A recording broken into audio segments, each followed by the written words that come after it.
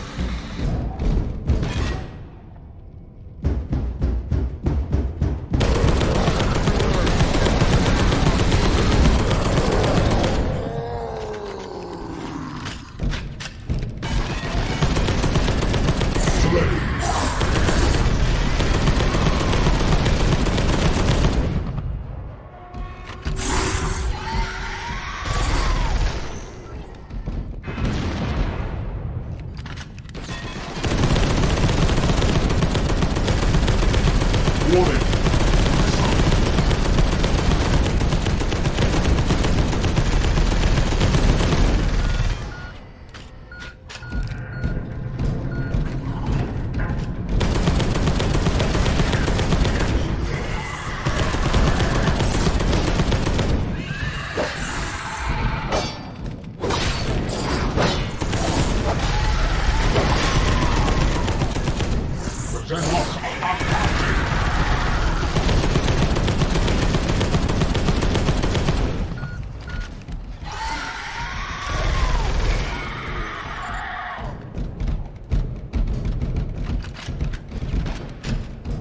I'm in place.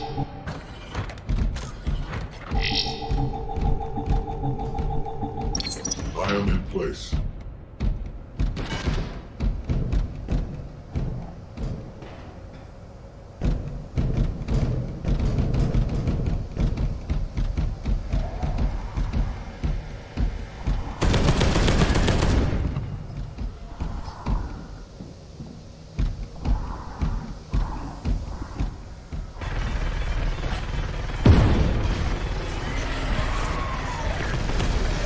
The loss are counted.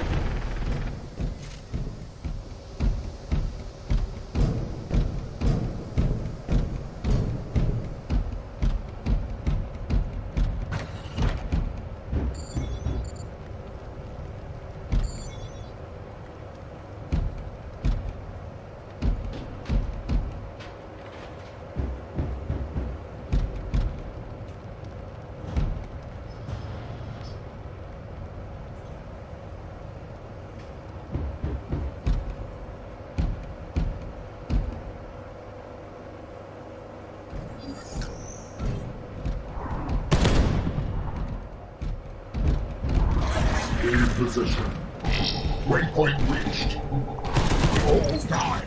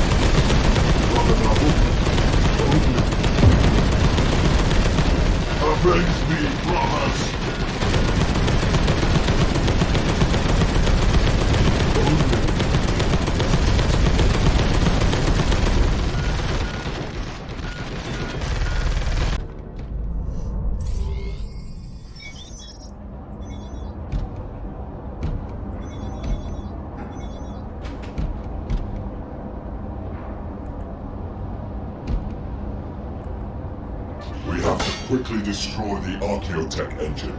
Nothing could be done hastily and prudently, Brother Barricade. So answers an apothecary.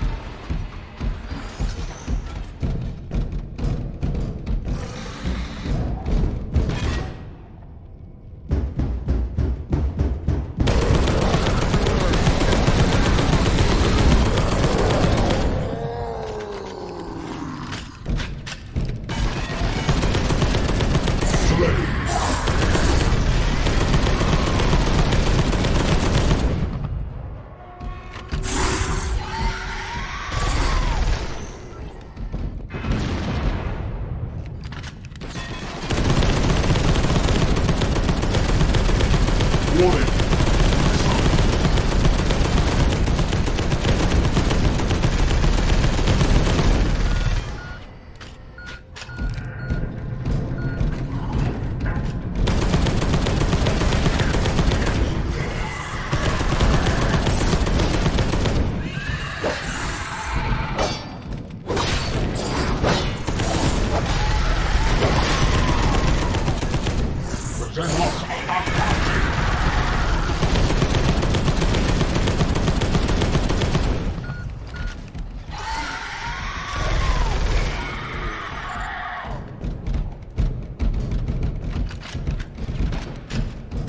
I'm in place.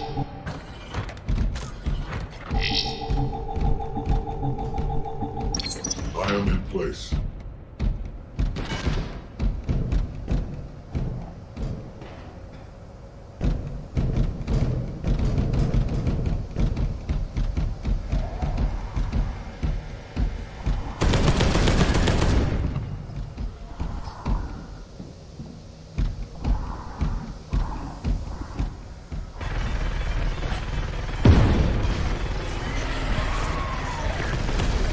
The Xenos are uncounted.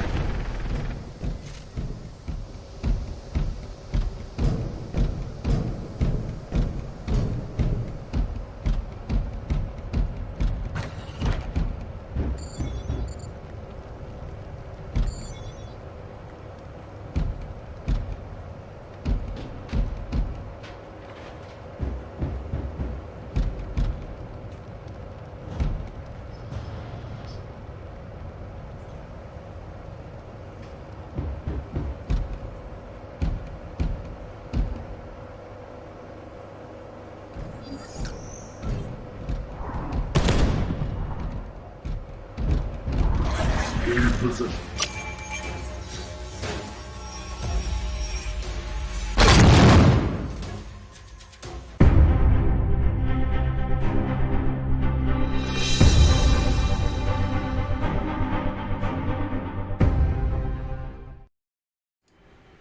Hey everybody, welcome back to Angry Badger Minis, and we are working on Genestealer Colts.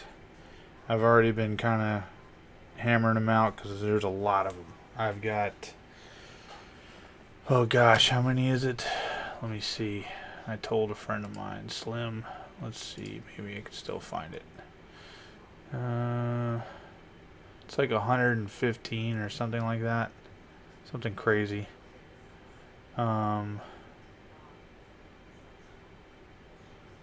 Let's see here.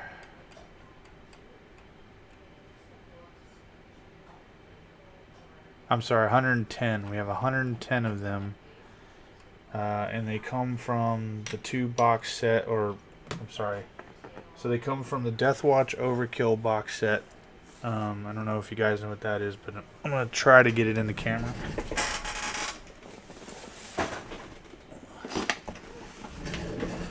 This right here. So these are coming from 2 of those box sets, and when I'm done with those, they will come from 2 boxes of the Neophyte hybrids, some Acolyte hybrids, and I've already and then I've got, so I've already put together the other Brood Lords and whatnot, and then we'll have this guy, whatever this guy is, Icon Ward, and then the female Genestealer Cult Magus, who will most likely lead this army, even though we've got 3 more Magi,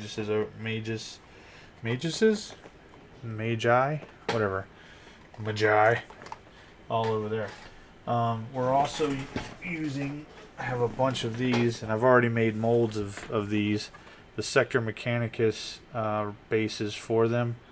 I made molds of this stuff so I can make as many as I want, mainly for all my Space Hulk stuff.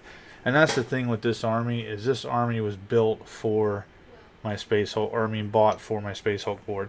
It's not really, I'm not really planning on using it, we'll say, in 40K, at least nothing huge, I can tell you that. But if we do, depending on what the rules are, because I really don't know the 40K rules behind them.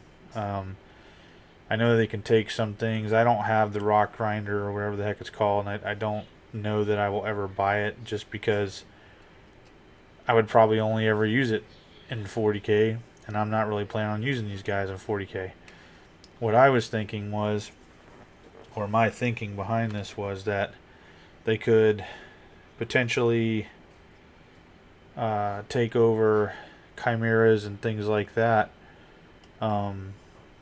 like I've seen in old graphic novels and things like that, and I have plenty of those that don't have an Imperial Guard trooper sticking out the hatch, so that you know who it is, if we need that kind of battle setup or whatever. One other thing I'm doing here, specifically with these, and I'm not sure about those other box sets, they may be that way as well, is I am cutting the little tab off that's right here on the bottom that fits into the top of it. If you see that little, let's see here, like right there, that little keyhole, whatever, once you have the other piece on and you fit it in there.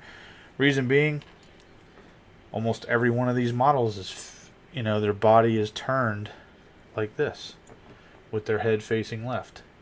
There's nothing facing right. So I cut that off so I could reposition the head, and then that allowed me to do stuff like this. Even though this guy probably would have been that way.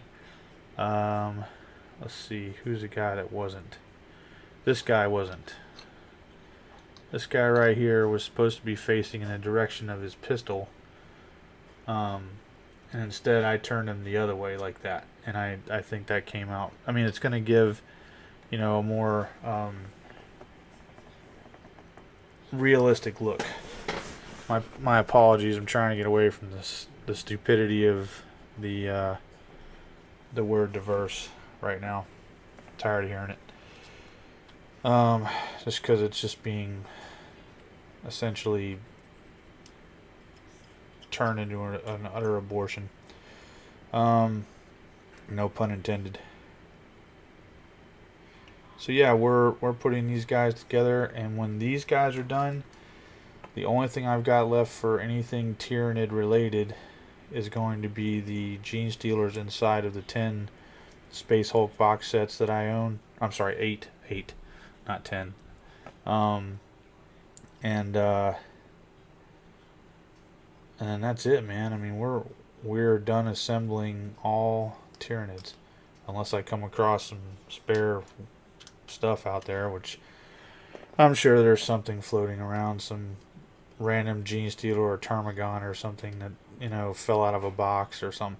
Which reminds me, so unless I find them, because I have not found them, and if you ever buy this box set like it's floating around in a store somewhere, it's a good deal. But here's the thing, and you need to pay attention to this. Before you get crazy opening that box and pulling sprues out. See this guy right here missing his freaking hand or his finger? Okay, I did not cut that off.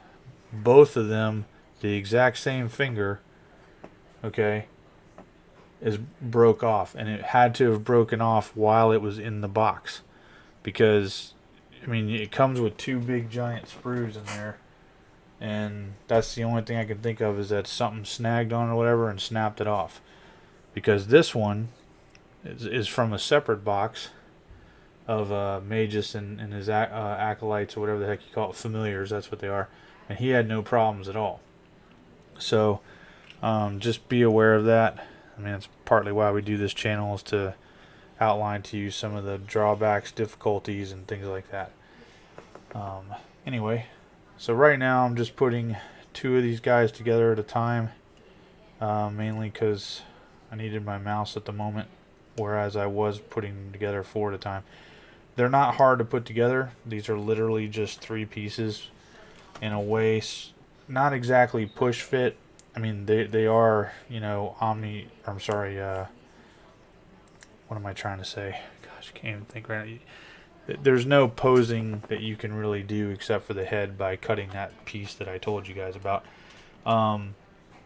which, you know, is fine. Doesn't hurt your model at all. You can, you know, just watch where the neck is, and make sure it's not just sticking up looking weird, unless you are, I guess if you're painting them kind of dark, plus the fact that they're stooped over, you're never really going to see that. But, you know, if you're, we'll just say, anal retentive about it like I am, then you know, it might bother you. Okay, this guy is missing an arm, so I got to remember that these guys have one more arm. I had that happen with another one. And what we're working on right now, excuse me, is we're working on the second, let me see, the first and second generation hybrids is what we're working on. And then we will move on to the third and fourth generation hybrids.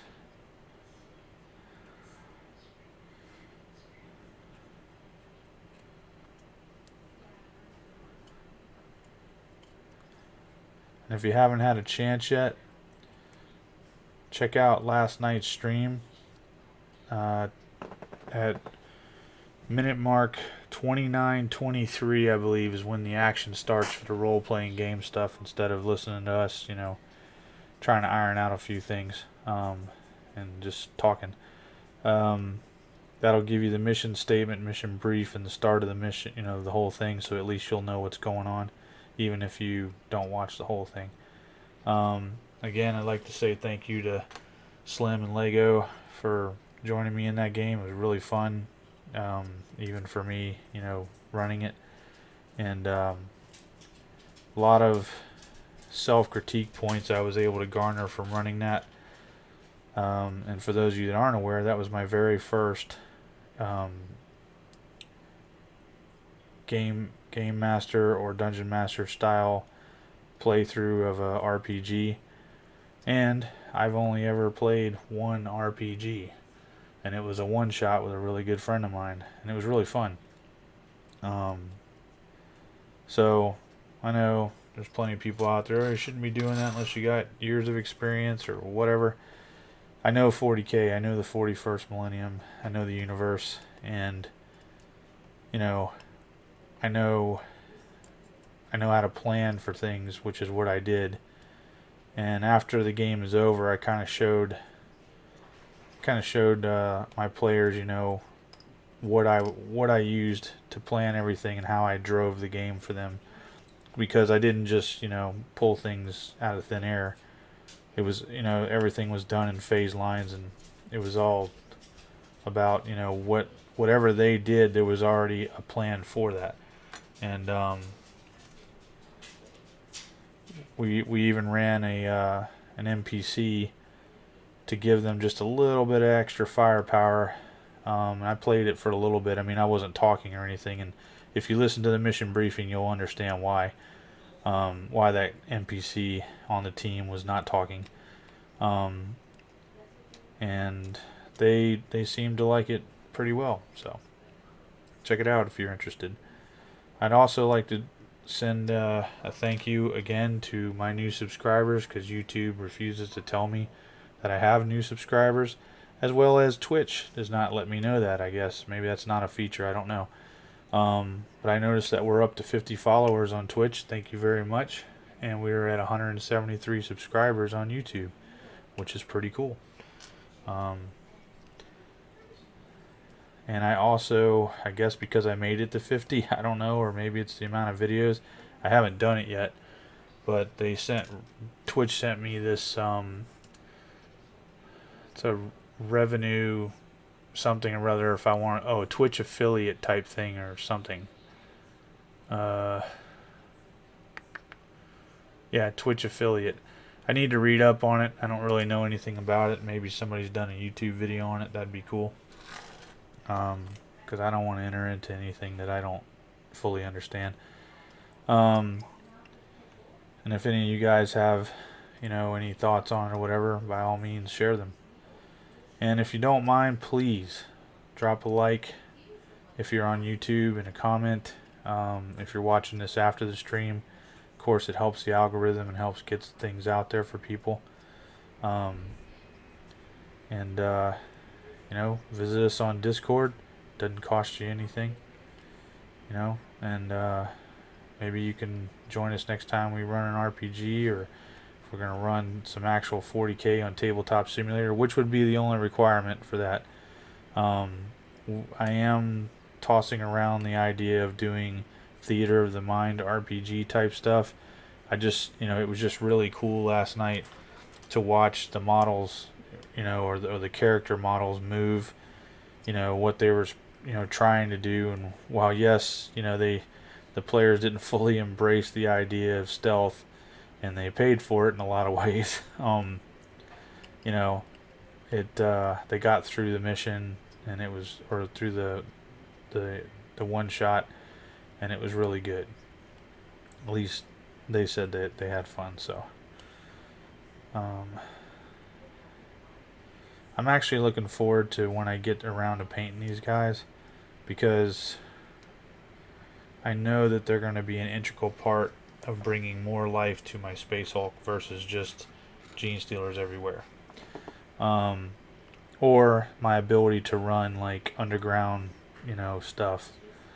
Especially Death Watch going after a Genestealer cult, or assassins doing it, or whatever. I like that level of intrigue and small level gameplay, as much as I like really large battles.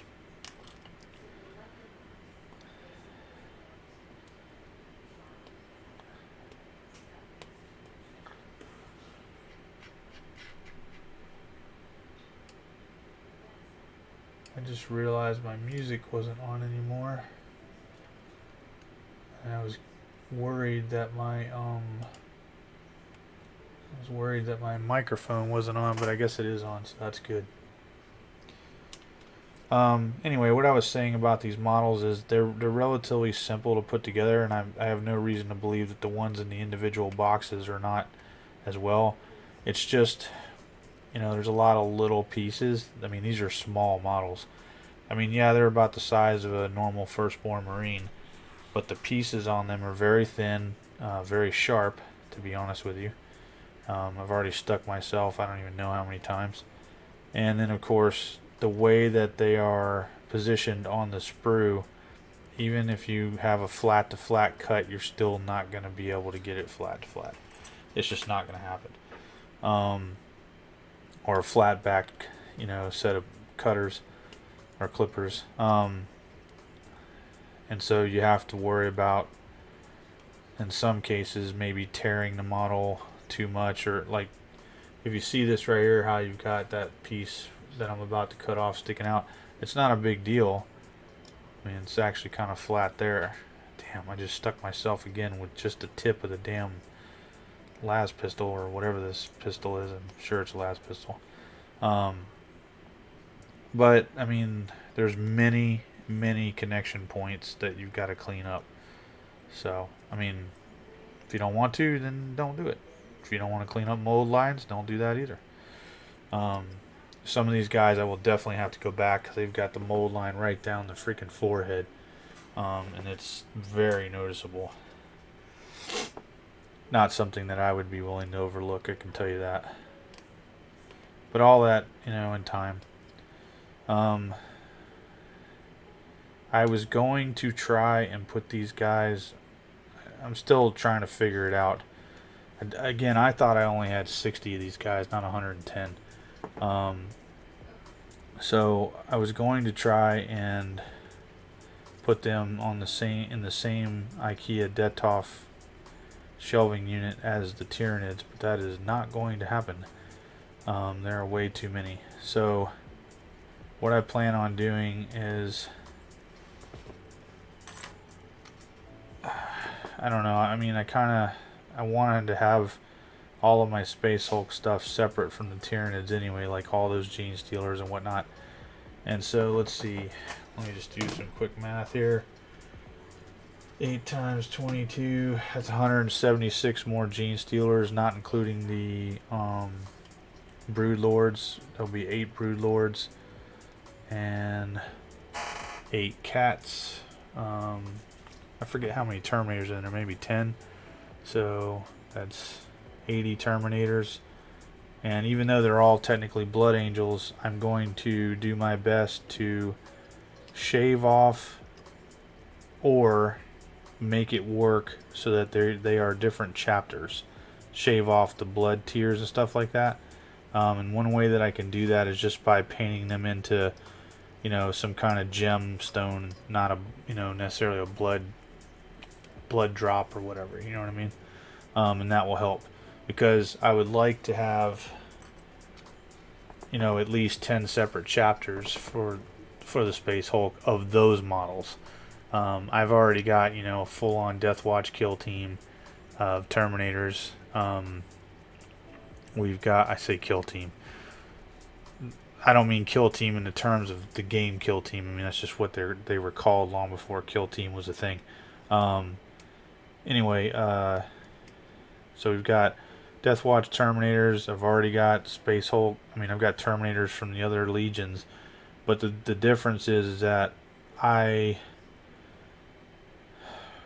want the Space Hulk Terminators to be solely for the Space Hulk. So their bases, just like these guys, will all match the Space Hulk board, if that makes sense.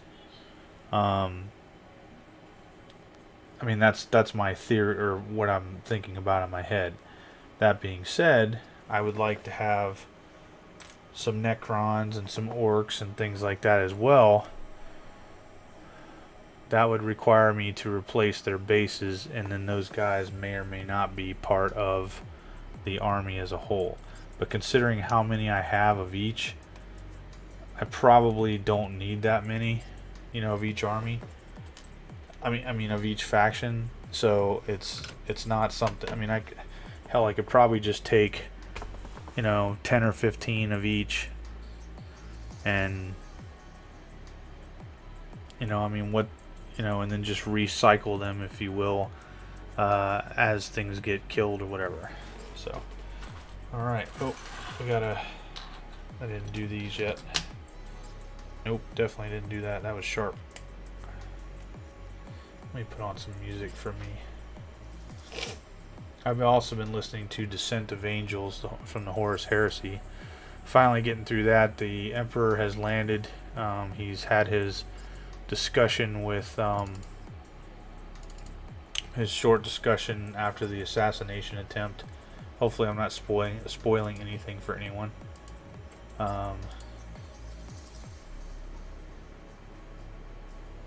Okay, where's all my sound? That's why.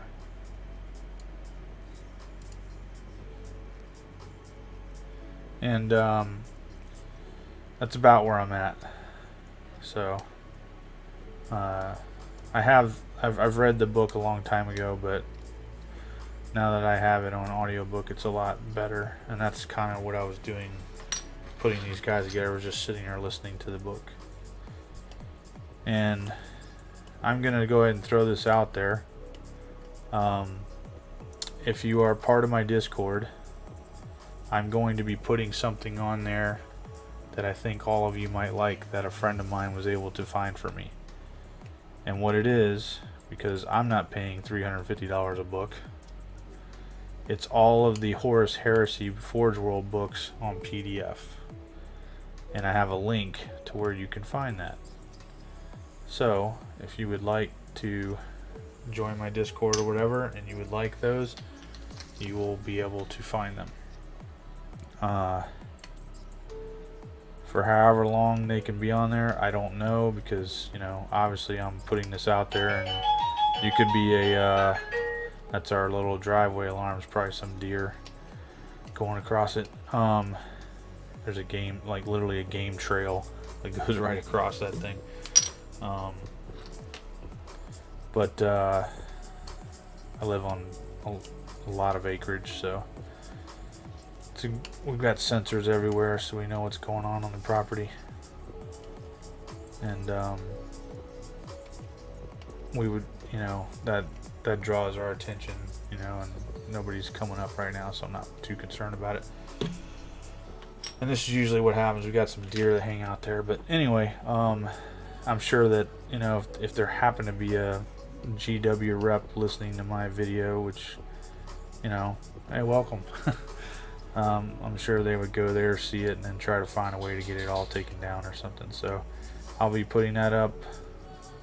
Well, I won't say when, but you'll know if you're part of the Discord. It'll be there, and I will leave it there until, you know, it's not working anymore. We'll put it that way. So little incentive, I guess, to join us. You know, I'm buying your loyalty with something that I didn't even do. There's a lot of models in these Death Watch Overkill boxes. I mean, a lot.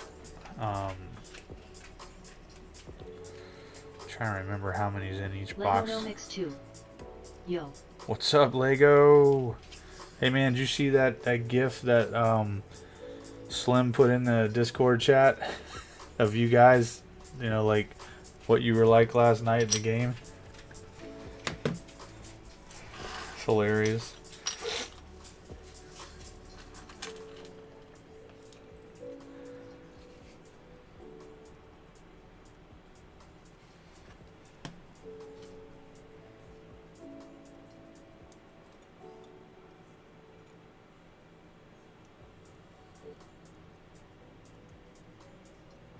Lego No Mix 2. That's a lot of models. It's not even all of them. I have 110 of them to put together.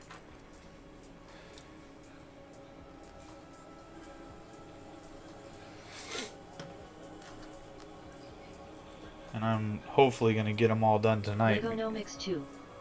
Jeez. Well, you think that's a lot. After I get these guys done and I get my Space Hulk Tyranids or Genestealers done, hopefully I'll be able to get all that done tonight and tomorrow. I'm gonna do a video of an update of the game room and all of my stuff since I started this channel, and then you guys will get to see Lego No Mix what 2. I have to look forward to. OBTW, I got the Tyrannid box. Nice, nice. Are you excited?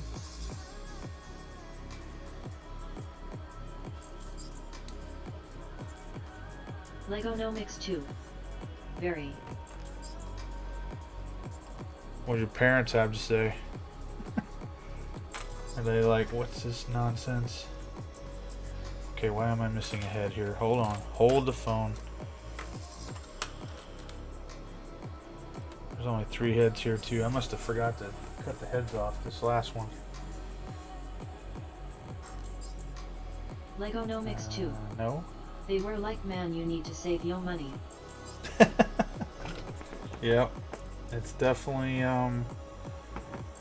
it's definitely an expensive hobby for sure.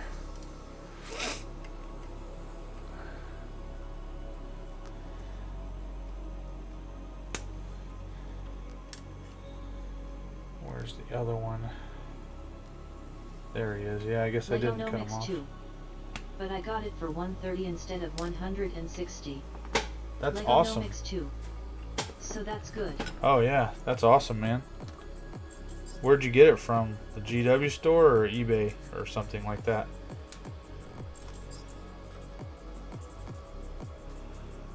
Legonomics 2. eBay. Telling you, man, I wouldn't, unless you absolutely have to, I would not buy wholesale from Games Workshop. I'm sorry, retail. Alright. These guys, their heads are going to go to the left. Just because they don't really have anything else going on. Well, wait a minute.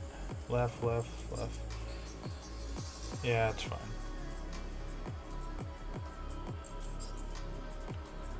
I gotta remember to cut that, find that arm and cut it off. I forgot they had a third arm I needed to cut off.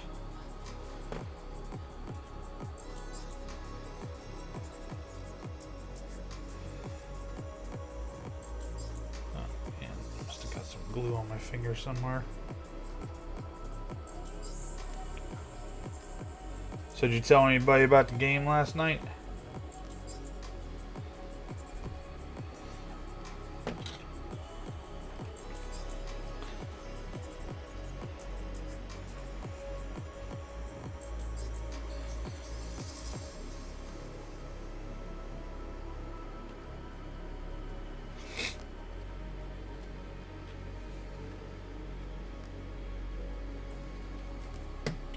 Legonomics 2. Yet told a couple people they said sounds interesting.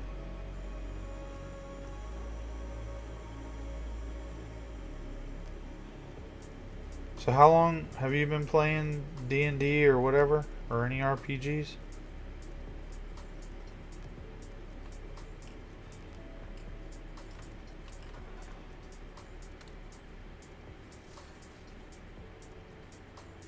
Legonomics 2. Like a year or two. Okay. Well, that was good feedback last night. I had a lot of things I wrote down myself that I think might streamline it even further, as well as make things a little bit more desperate for you guys. Of course, one of those requires you guys to, I mean, it's like kind of on the honor system, but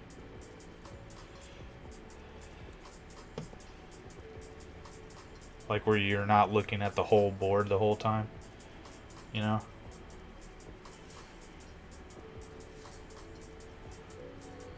That way I can stage some stuff or move things around, which would make it a little bit quicker for me, but it's alright. It was still a good game. Legonomics 2. That would be cool.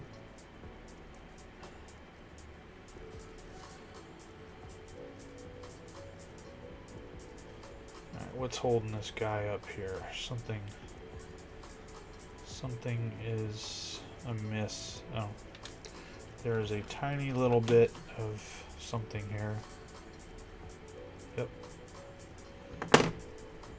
It's amazing how a little piece like that can keep your connection from keep you from making the connection.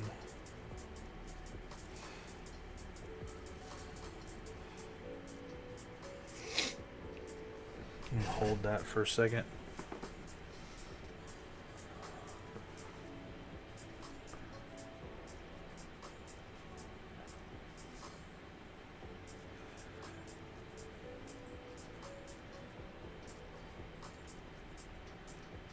Alright, I'll be right back.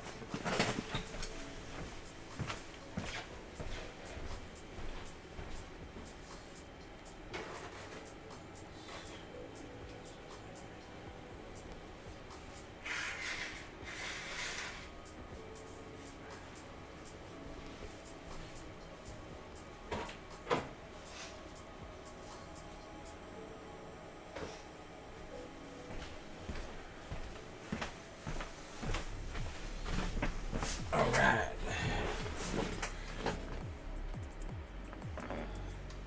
I'm not sure why I wasn't so motivated to put these guys together, like to start on them, but I'm glad I finally did it, because now I'm motivated to get them done. They actually look pretty cool once they're put together. I guess it's the case of the whole box art curse thing, where you want the models but you don't like the way they look on the box art because the box art doesn't do them justice, and then you're just kind of like, eh.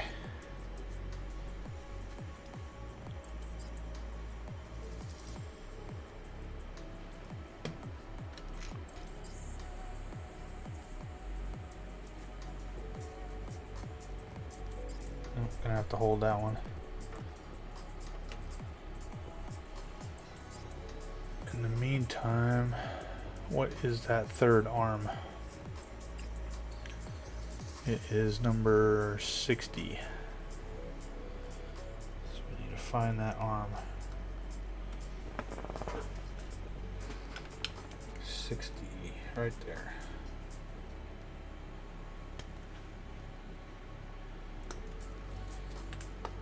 And of course I dropped it on the floor.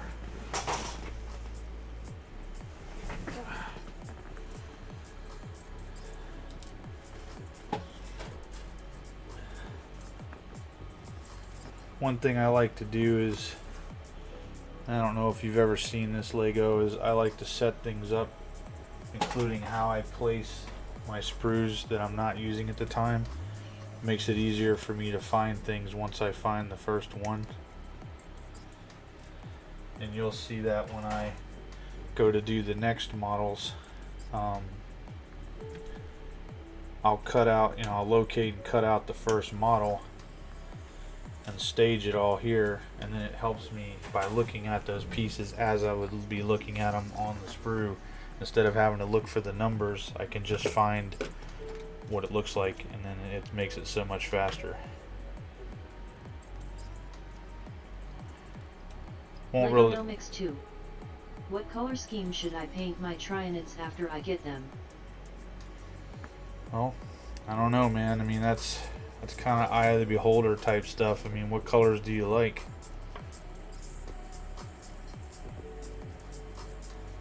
And do you have other armies, right? I can't remember.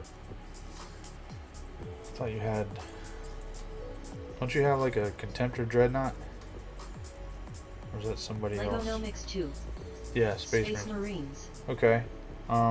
Yeah, so I've seen your Contemptor Dreadnought, and you do pretty well.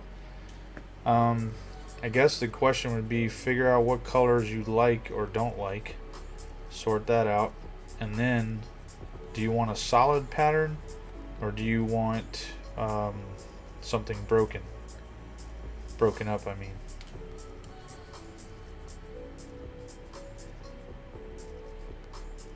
And don't worry about like the whole whatever hive fleet it is as far as the codex and all that. It doesn't matter what color your stuff is or how you want to paint it. You can always say, well, it's hive fleet Kronos or Leviathan or whatever.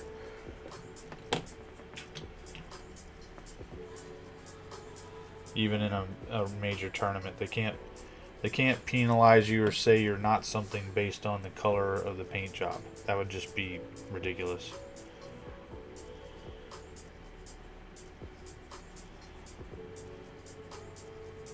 And if you attended a tournament that did do that, I would definitely leave. Okay, what's going on here? What's happening?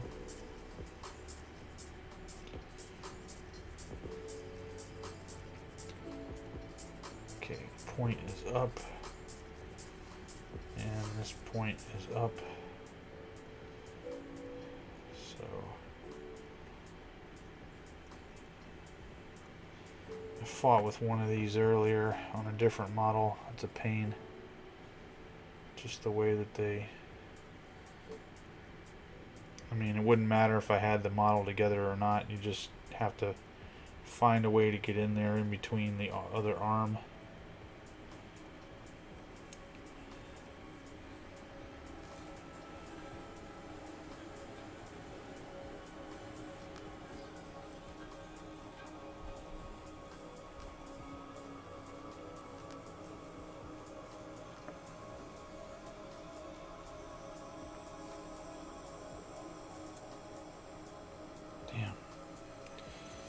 Looks like it's going to be a pain.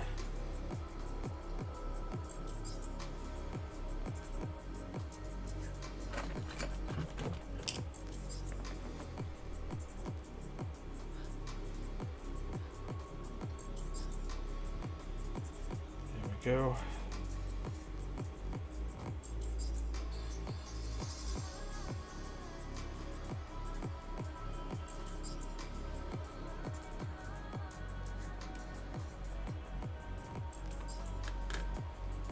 I'm gonna let that rest for a second.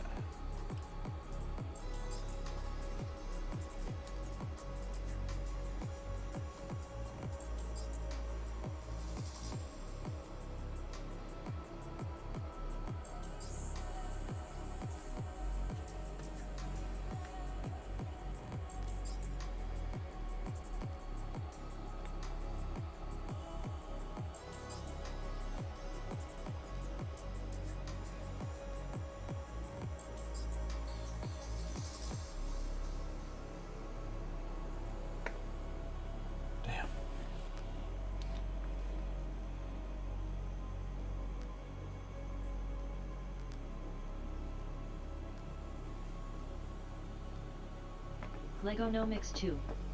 I was sorta thinking like a green and black or yellow and black. I don't know about green and black, because the only way that you could really do that would be green skin and a black carapace that would look halfway decent. And then if you decided to put any adrenal glands or toxin sacs and things like that on there, you're going to also be limited to what colors you can use on that. Which Legonomics 2. That's true, so probably not that. Again, I'm not trying to tell you what to do.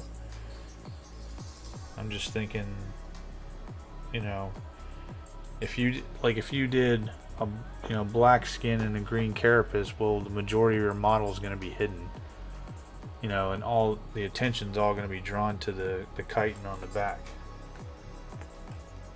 instead of the whole, you know, the model as a whole. Now then again, you are using a swarm, so that's kind of a moot point to a point.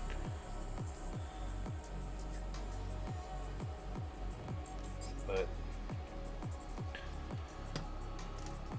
no matter what color scheme you do with that many models, you know, all bunched together and whatnot, which they will be, they're still going to look like one big blob, which is kind of the point with Tyranids. So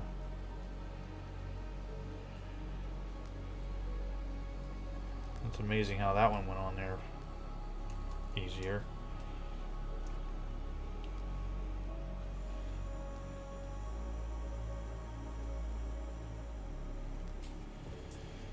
And I went over the top is what I did somehow. Alright, well I guess that's the method. Go over the top like this, and then you get it right in there. Nice. Let's see if I can readjust this one.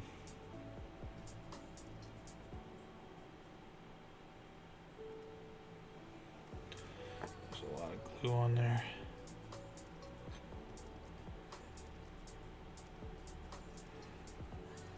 Okay.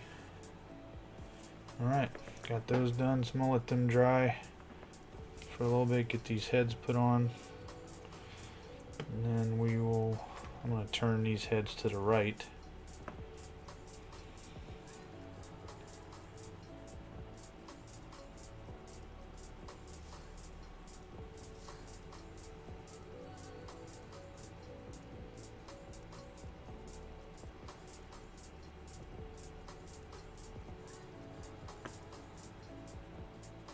I think it's a pretty cool model.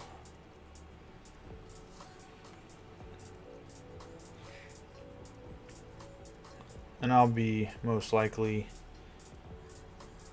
painting these, you know, the traditional purple and all that to go along with, I don't know, we'll see. Maybe I'll do some kind of mute all around scheme, like a pallid flesh or something, so that way they'll blend in with just about any Tyranid army that I have, or I'm sorry, Genestealers, because the other Genestealers from all the other boxes, they're going to get painted differently too. So they're not always, you know, the purple and blue. Just to give some variety, you know. At least that's the plan, or has been the plan since I bought everything. That may change. I doubt it, but who knows?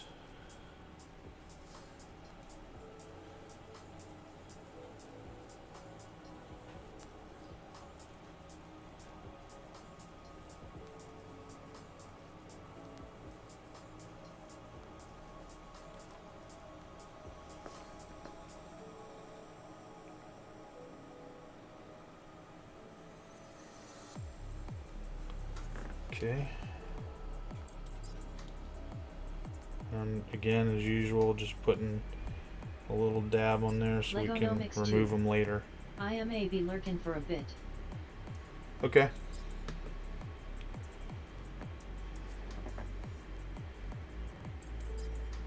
So yeah, we're just putting a little bit of glue on there so we can remove it easier later when we go to actually paint the base and everything. So I got a little too much glue on that one.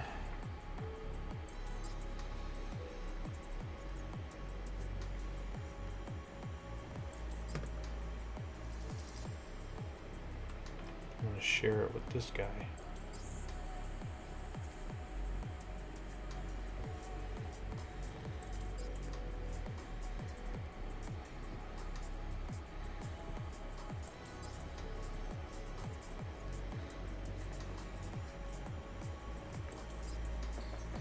What I'm doing with these bases is I'm also trying my best to keep as much detail showing as possible, but not all the cogs necessarily, because some of these bases have like numbers and things like that on them. Like this one right here, you can see all that. And then of course the ones that have these big giant bolts on them, or nuts, you know, and whatnot. I'd like to be able to see that stuff as well a little bit. But at the same time, I want the illusion of, you know, the 3D with the cables and pipes down below. So that helps with establishing a flat surface for these to be glued on as well. So I'm actually being purposeful about some of this stuff.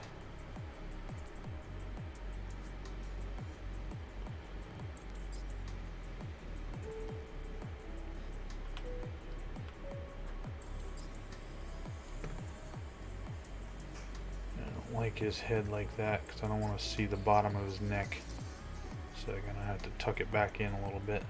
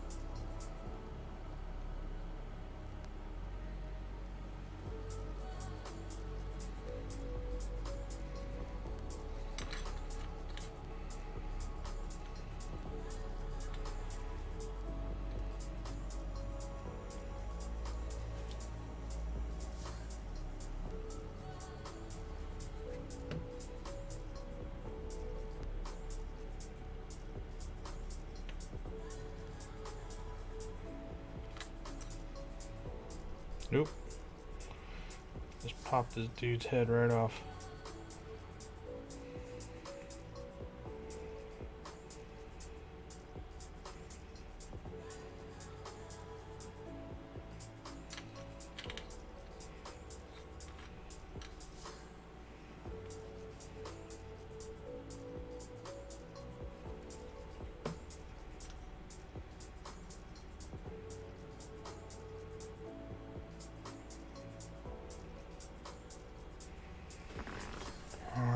another 8 done. Hopefully they're glued down enough I can move them.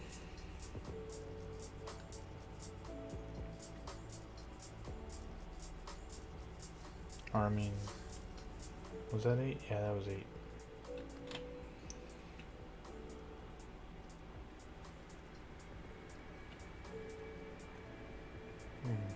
He did not glue down. You know, oh, those nuts right there are actually raised a little higher. I did not realize that. I think I felt it and suspected it, but I think I was trying to convince myself that I'm losing my mind.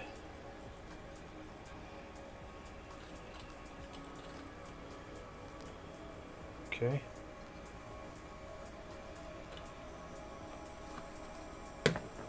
Now on to 3rd and 4th generation.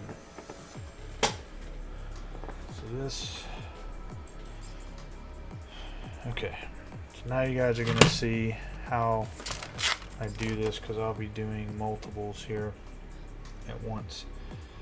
Alright, so we're going to start with the first set. 17 and 18.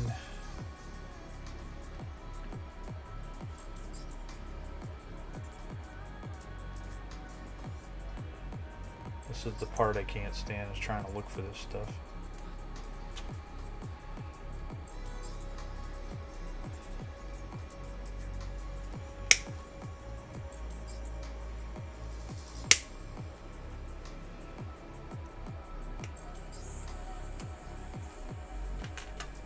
Where's 18?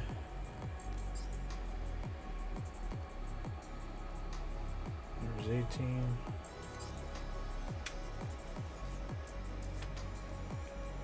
So as you guys can see, I'm putting it down as if I would see it on the thing.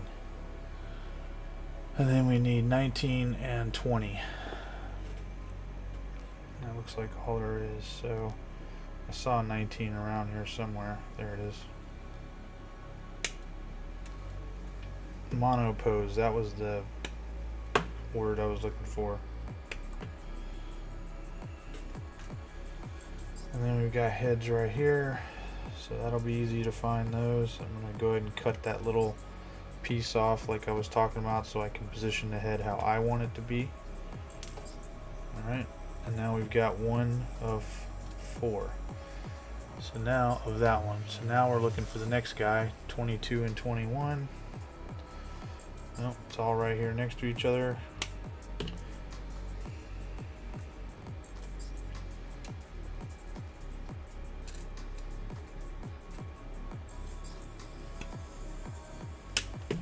Hey Lego, you still there?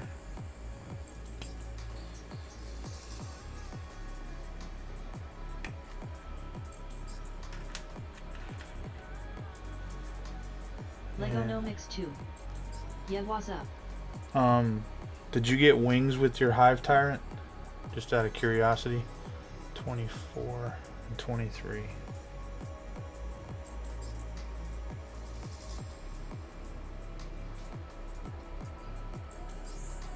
Legonomics 2. Not sure it has come yet. Oh, okay. I thought you have it, like, in your possession. Okay. Gotcha.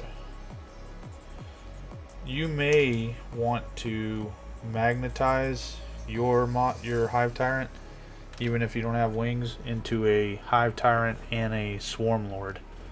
Legonomics 2. It be here sometimes this week. I gotcha.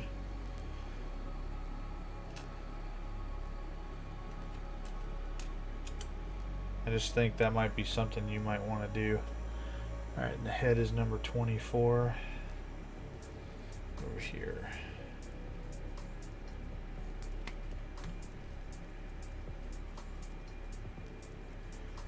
Legonomics 2. I will try and magnetize it, but I'm not sure if it'll succeed. Oh, it's easy, dude. It's not that hard. You just need to get the right size magnets is all. Oh, and if you have something to write with, let me tell you something you need to write down so you can look for the right stuff. I don't have the size off the top of my head, but the more important part is that you get the oh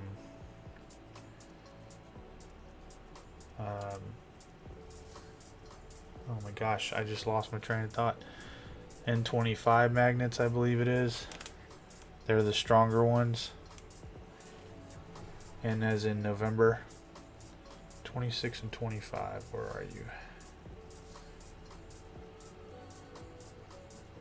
Over here. It's 25. Legonomics 2. Okay. You'll just need to figure out, you know, how big a hole you want to make, or how big the magnet needs to be. Does he get 27? He does.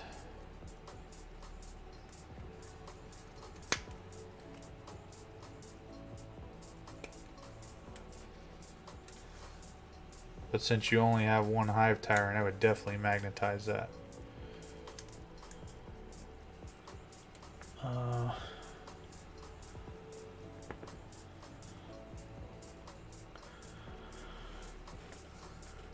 $26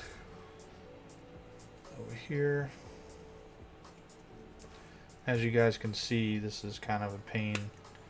So imagine if you were trying to do this for each model. And then we need the head, which is 28 right here. Now you may have to look for the heads, but after one or two of them you'll figure out where they all are. And I believe that's it for that. And now we're looking for 30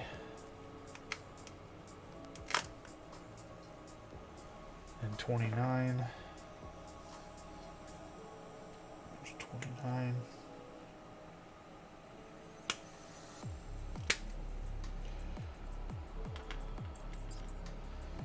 Thirty's right next to him.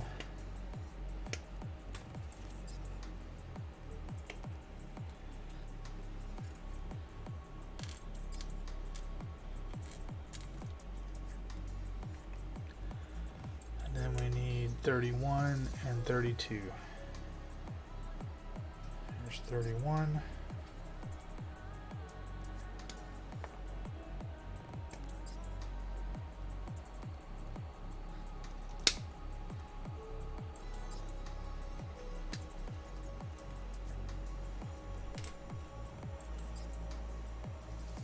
And 32.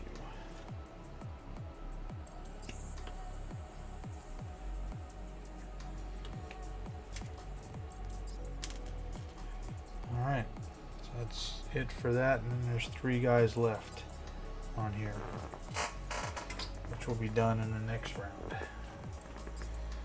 So,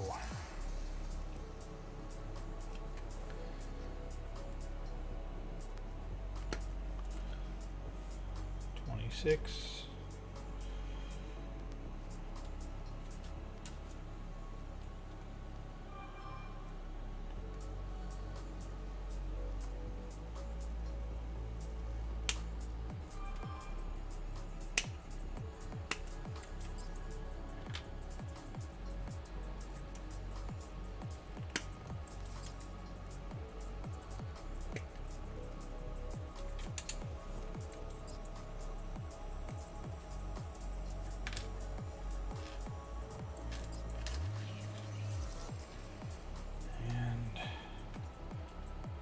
Head probably doesn't matter, but I found it anyway.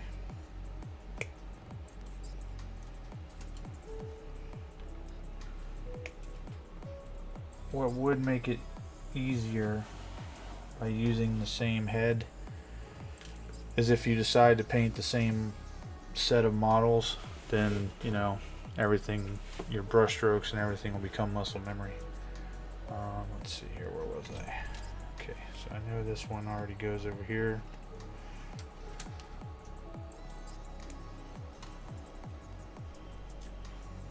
And 31 goes over there.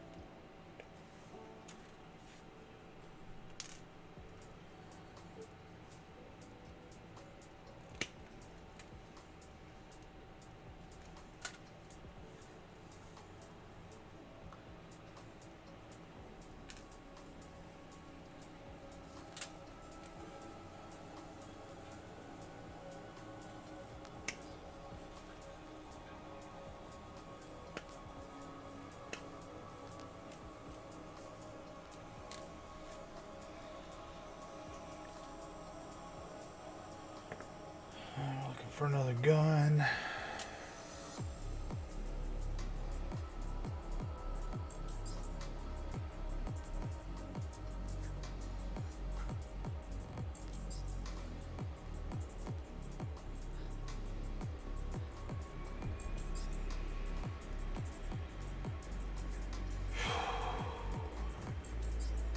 What the heck?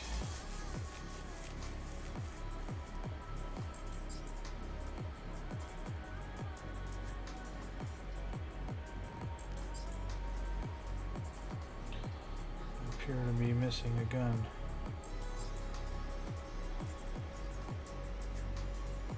Oh wait, no I'm not, it's right there. I'm looking at the wrong dang thing.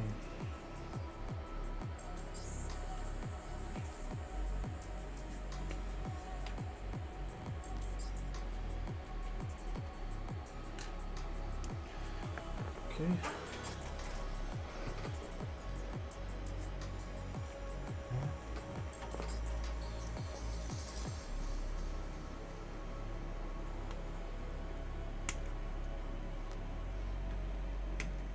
Legonomics 2. So are these models from Space Hulk or what? No, they're from, these in particular are from the Death Watch Overkill board game for, you know, Warhammer 40,000. Hold on a second and I will show you. Yep. I showed it in the beginning, but you might be able to find it somewhere, I don't know.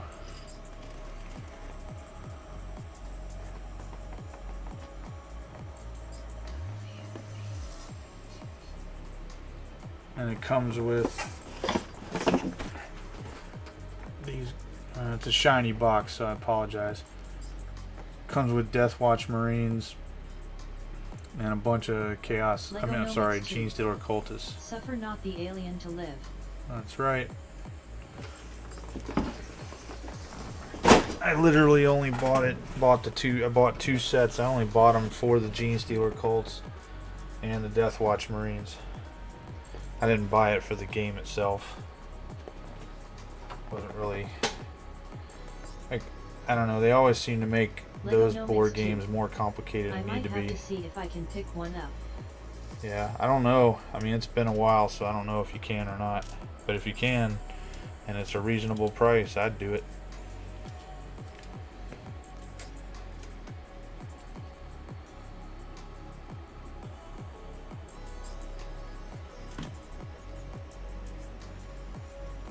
And you get a lot of models.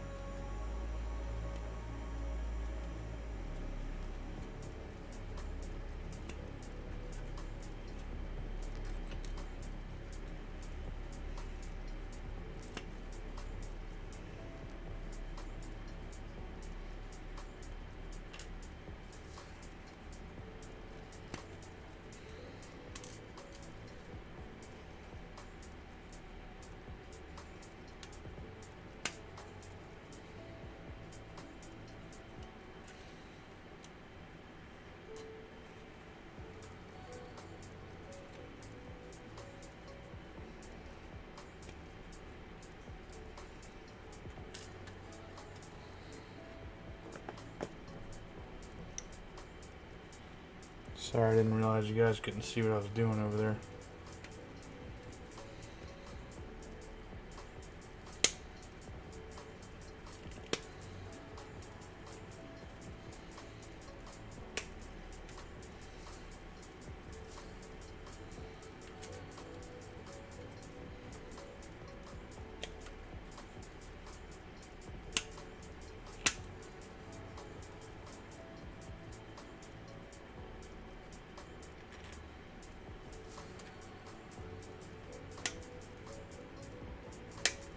Legonomics 2. The cheapest I'm saying it for is about 200. Yeah. Yeah. How much I guess what you need to do is find out how much the models would cost you individually, like a box set of, where did I put them? These guys are, well, these are a little bit different. I think they have more weapon options. Yeah, they do. But look at a box. See, when I bought this, according to this, it says $40. I don't know what they cost right now. And I don't know that I got them for $40. I probably got them a little bit cheaper than that. It was just a sticker on it. And then check out the Death Watch ones, and then compare all the price and see, you know, if it's whichever would be cheaper for whatever it is that you want. Yeah, box sets like that, when they come out, you really want to get them if you're looking for a bulk deal before the scalpers do.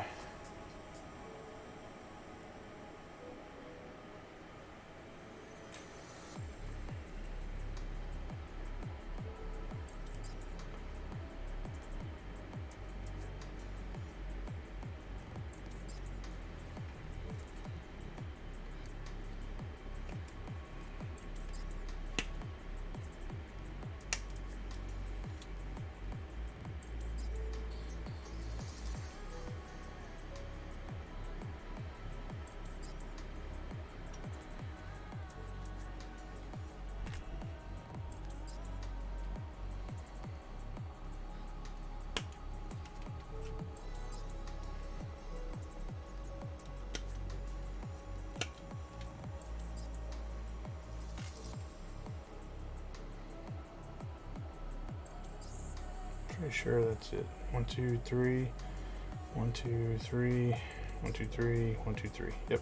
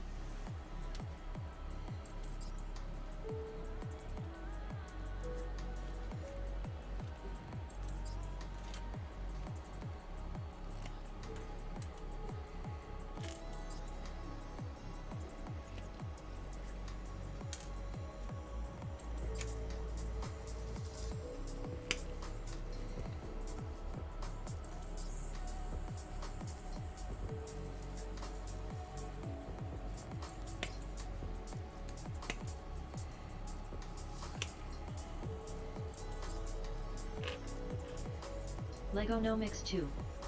He'll be back in a bit, got to go have dinner. Okay.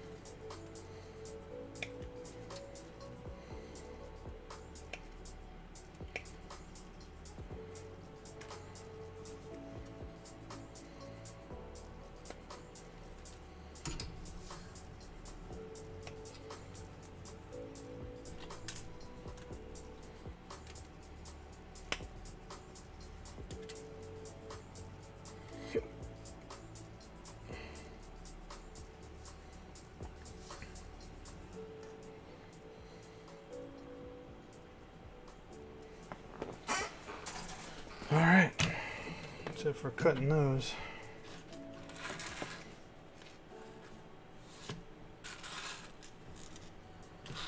Now I just bring everything together in their own little piles down below for cleaning them up.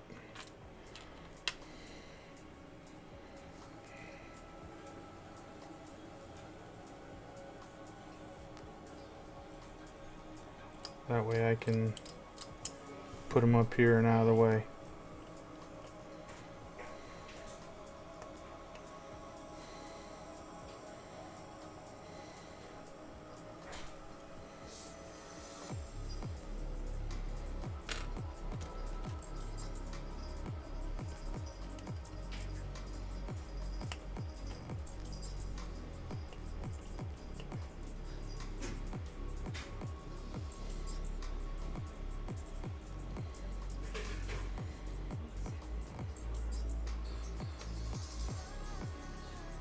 What's your objective?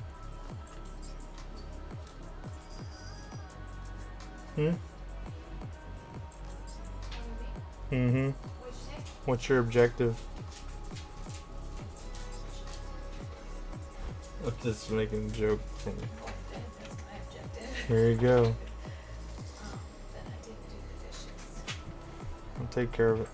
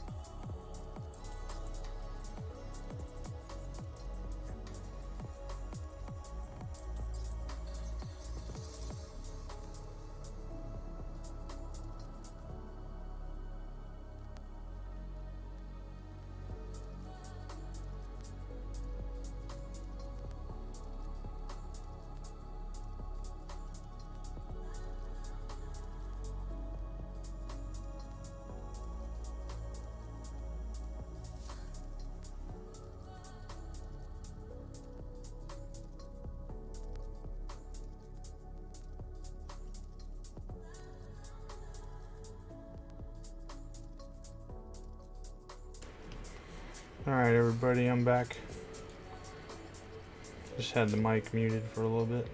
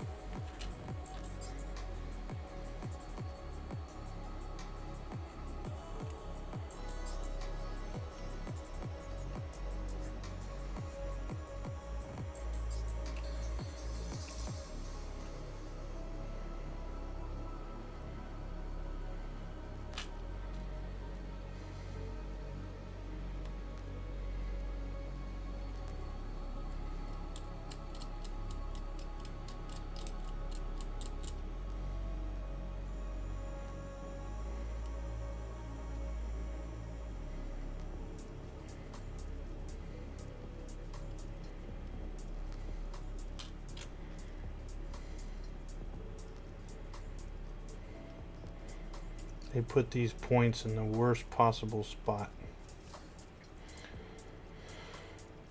Especially if you're a new modeler or new hobbyist.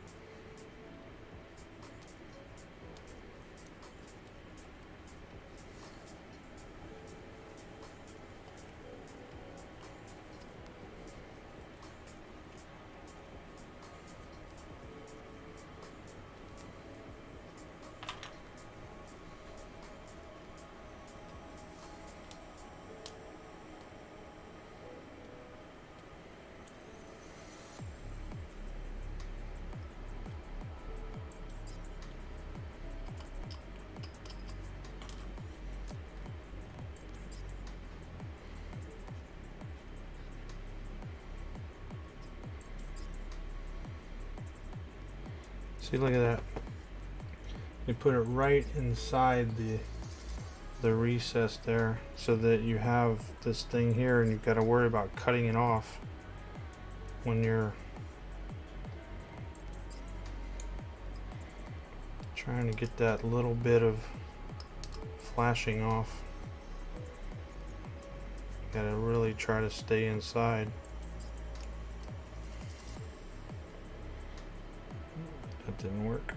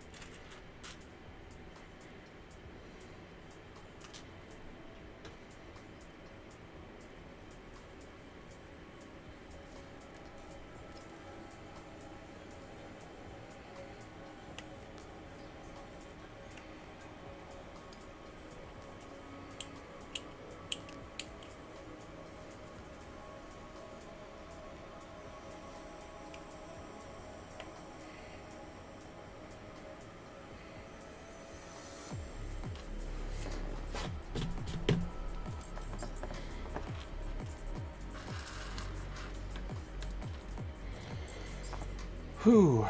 Last pile of this wave. And we can start gluing them together.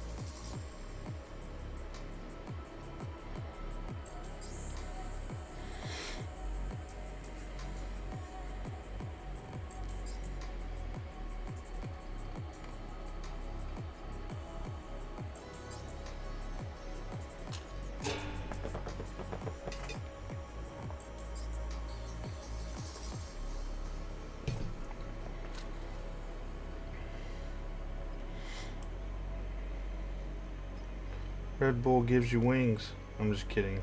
I'm drinking water. I don't like Red Bull. It's nasty. Actually, don't drink any energy drinks. Don't drink any soda. Don't drink any tea. Water, milk, and sometimes some orange juice. That's it. That's how I keep my girlish figure.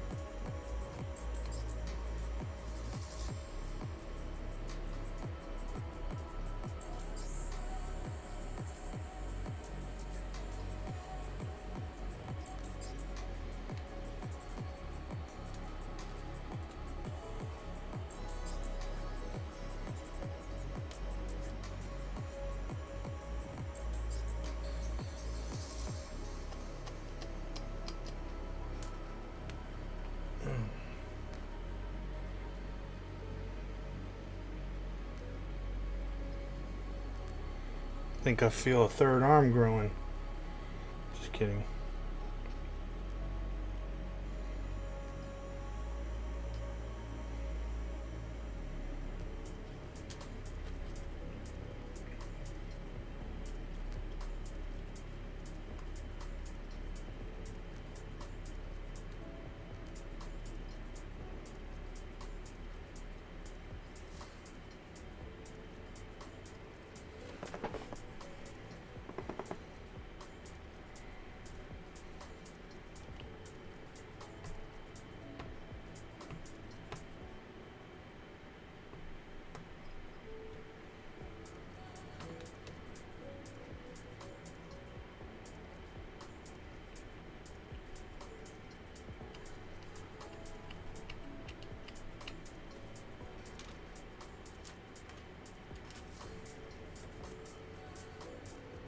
Legonomics 2. Alright, I'm back. Right on, man. What'd you have for dinner?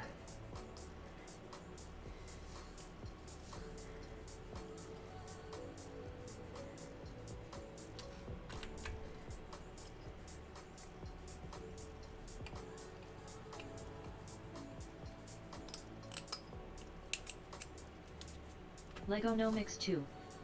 Some pork and beans. That's it?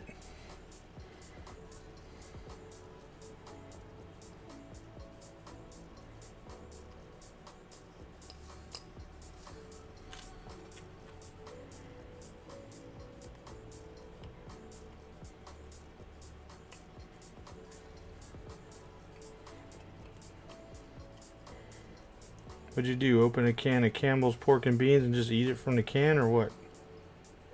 Lego No Mix 2. Well, that was the main stuff. Had rolls and potatoes and bacon too. Stupid robot said potatoes. God, I gotta remember that one. Potatoes.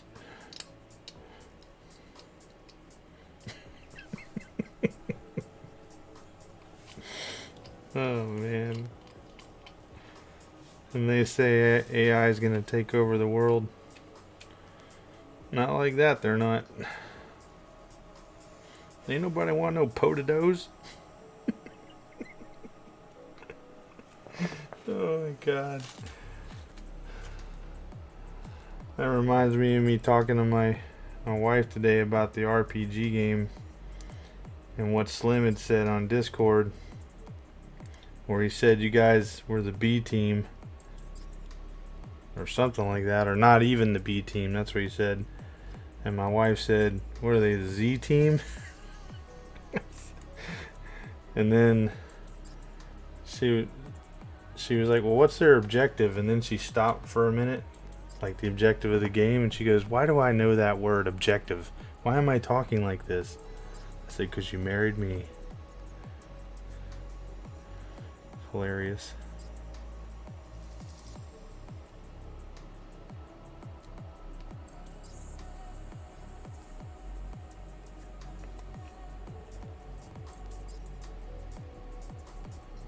Lego No Mix 2.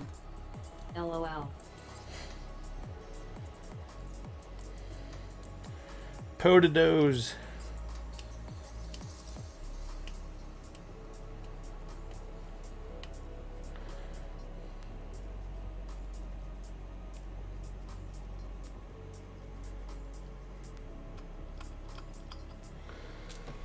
Okay. Now we just gotta cut some bases, and we need 16 of them.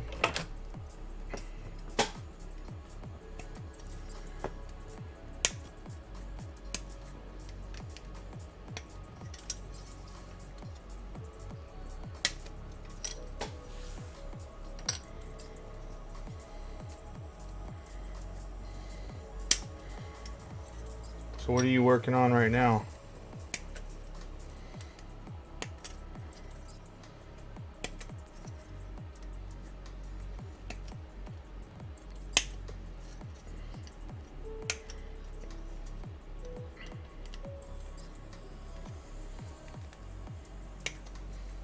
Lego No Mix 2. I'm not working on anything RN. Oh, okay.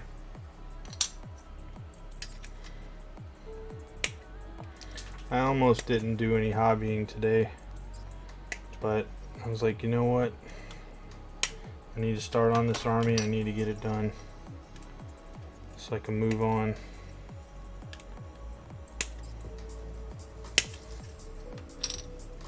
I mean, the bulk of the army is in these two boxes, so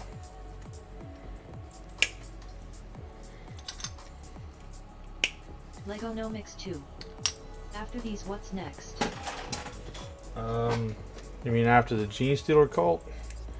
I've got to put together all my Genestealers, or cut them off the sprue and clean them up. We'll say that. I don't know that there's a whole lot of putting anything together for the Genestealers in the Space Hulk boxes, and so I'll be opening up all of those, 8 of them, and well, I mean two are already open. I just haven't done anything with one set of the Genestealers. I started painting one set a long time ago, but got redeployed and I never got back to it. So and then after that, I've got some odds and ends stuff. I've got Imperium stuff, Tau, Necrons, that kind of stuff that needs to be put together. And then I'm going to put all the Warzone models together, which will be my other 2 proxy Imperial Guard armies, or Renegades, or whatever you want to call them. And then we've got Imperial Knights. We've got 15 Imperial Knights to put together.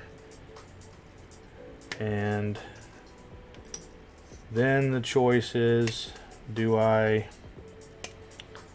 continue with 40K models at that point, which the only thing that'll be left is Space Marines, or do I put my fantasy armies together and get them out of the way, and then Space Marines being last because of just how many there are, which is what I'm thinking needs to happen. But once the Tyranid, these guys are done, and the Genestealers are done, I'm going to do an update video for everybody. What the hell am I doing? For everybody to see just how much I got finished and done since I started this channel. So I think everybody will be pleasantly surprised. And of course that will include, you know, the game table and things like that.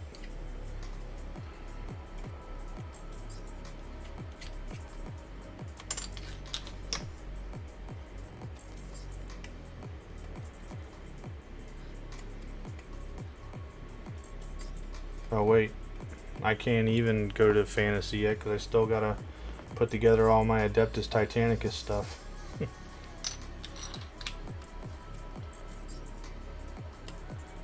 Which I will enjoy. But that will be put together sort of like in steps. Like some of the stuff won't actually be glued on because of how I'm gonna paint it.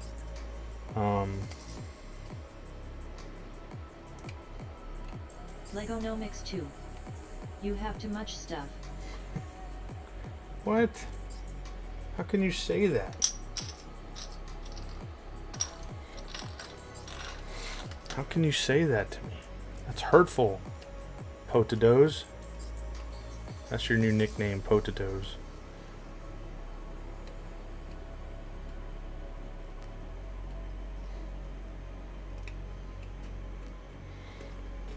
And then we've got all the terrain and stuff to put together after all the miniatures are put together. But that's going to be... I don't know that most of that will even be done on stream or anything like that. Because it's going to... I mean, if I do, I definitely won't be able to talk to anybody because I'll be in my own head trying to sort out things. Because the buildings, for instance, are going to be taller than my Warlord Titans, which are 29 inches tall. So I'm going to have a lot of stuff to work on. I'll be making molds as well, so that I can, what am I trying to say? So I can make things easier, and I want to make the buildings relatively modular, where I can magnetize them and stuff like that, at least floor levels. But I'm actually thinking about, for the really tall stuff, just making one wall, if you will, or 2 walls, whatever, and then pouring that as one big piece. And then once it's done, you know, I've got other little pieces that I can use to, you know, make it taller, wider, or whatever I need to do for things that are blown up or whatever. But I want to be immersed in my games. I want my Titans walking through cities that are taller than they are. That's what I want.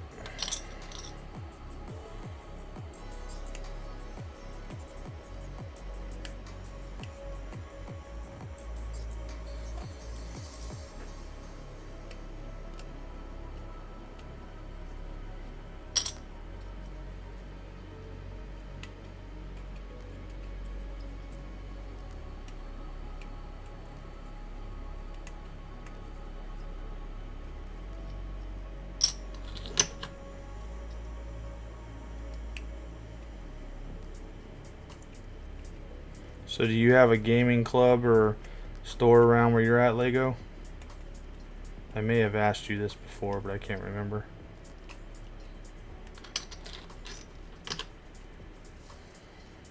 Legonomics 2. Not anymore. What happened?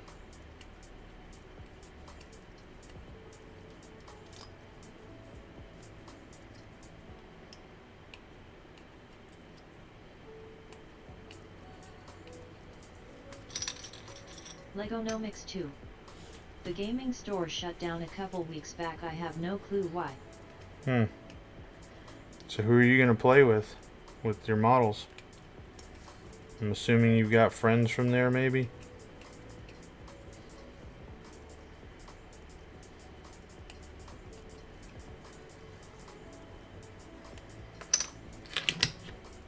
Legonomics 2.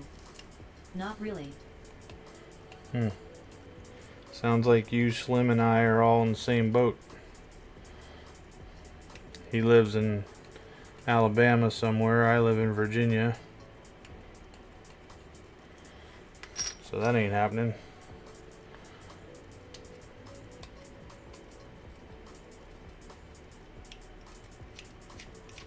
I mean, were there like guys that played at the store, or not really?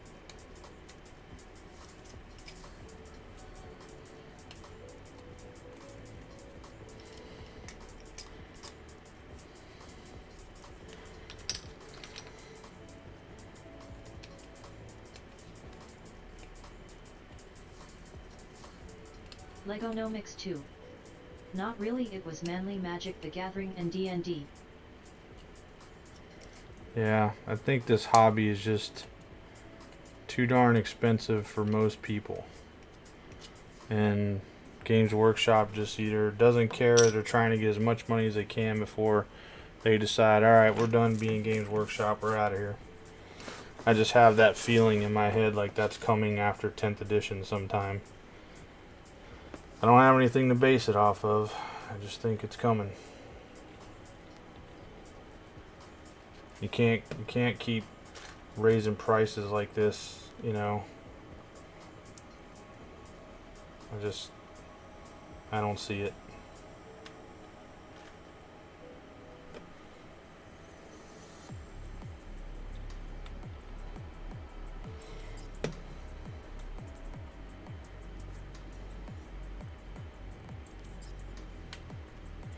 But it's like they say, it's not about the game anymore. It's not really even about, you know, it's really about the whales, you know, as they call them. And, you know, that probably seems rich coming from me considering how much stuff I have.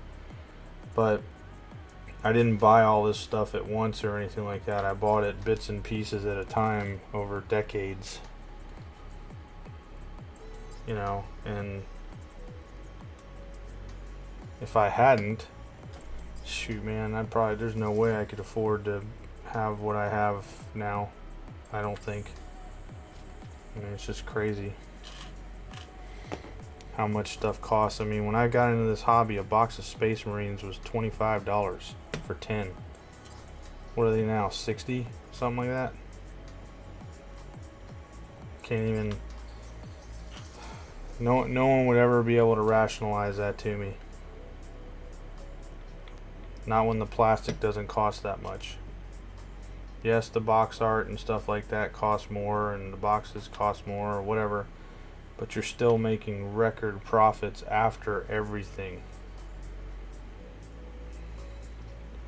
And I don't want the game to go away, but then again, I haven't really played it, not really played it in years.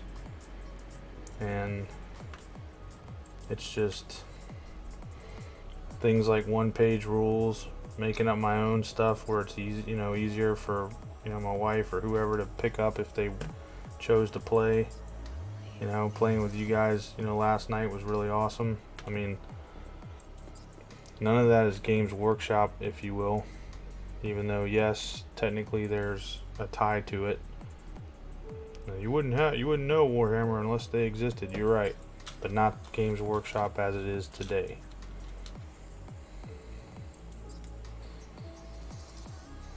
I remember when you could call customer service for a rules question, and how much money we spent when we were in Okinawa, Japan with our gaming club. We had 40 guys that played, and every weekend, both days, Saturday and Sunday, all day. And if we had any kind of rules questions, we were calling from Okinawa, Japan. You can imagine how much that cost. And you could talk to customer service and you would get a ruling. Not anymore. Hell, call customer service now, you can barely even hear the guy on the phone. And that's not because I have bad hearing. It's because their freaking volume and everything is down so much. And all of that, in my personal opinion, is to help discourage people from calling.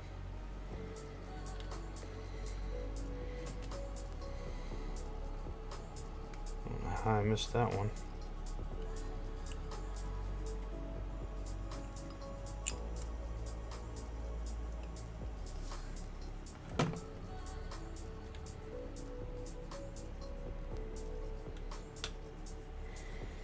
Legonomics 2. True that. I mean, anytime I have a problem with my White Dwarf subscription, I dread calling customer service because I can't hardly hear them with the volume all the way up on speaker, you know, whatever. I mean, it's just crazy.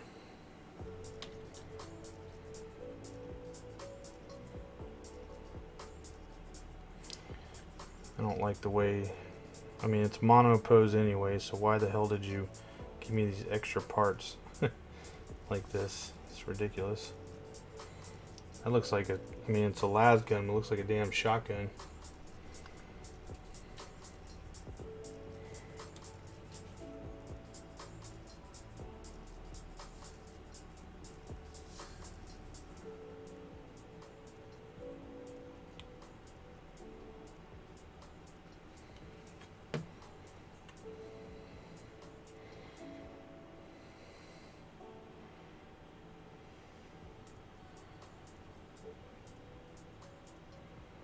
What the hell happened there?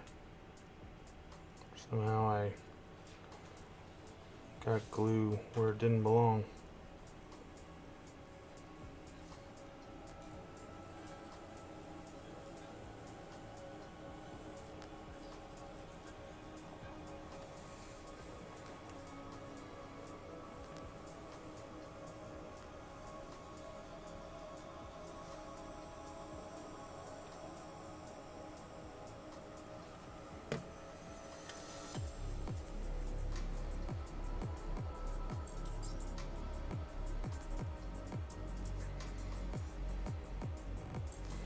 Yeah, I almost jumped on a video game today. Almost. But I knew if I did, that'd be it. I wouldn't sit down with these models today.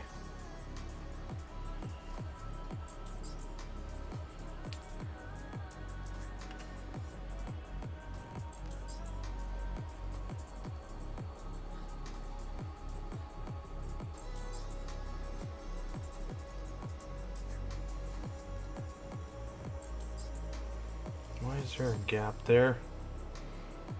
You weren't like that earlier. What the hell?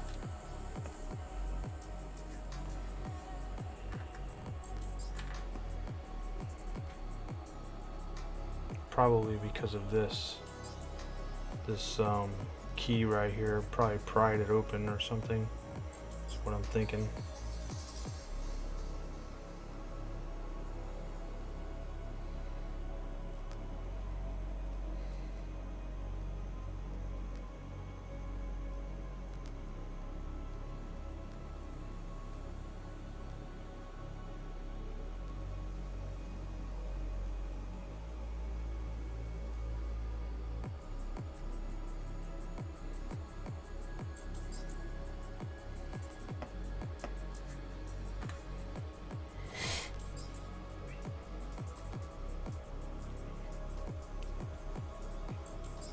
Lego, do you have Space Hulk Deathwing or Dark Tide or any of that kind of stuff?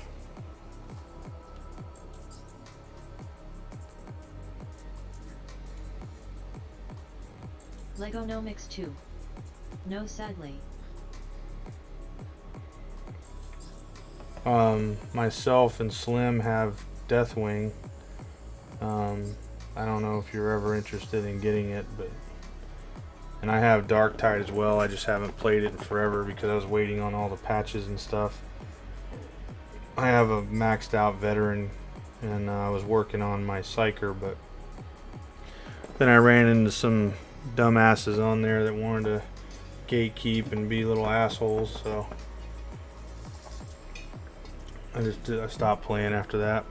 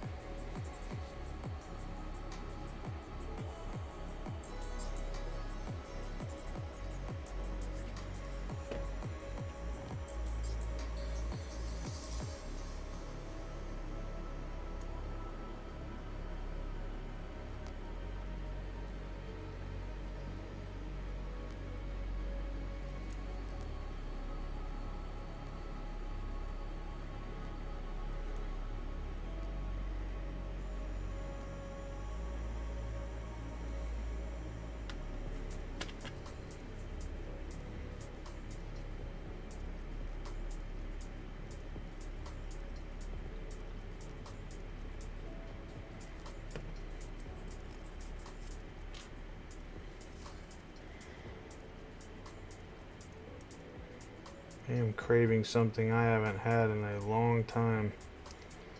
Pizza. And I don't know why. Legonomics 2. Yeah, he'll probably get it sometime. What, Dark Tide or Space Hulk Deathwing?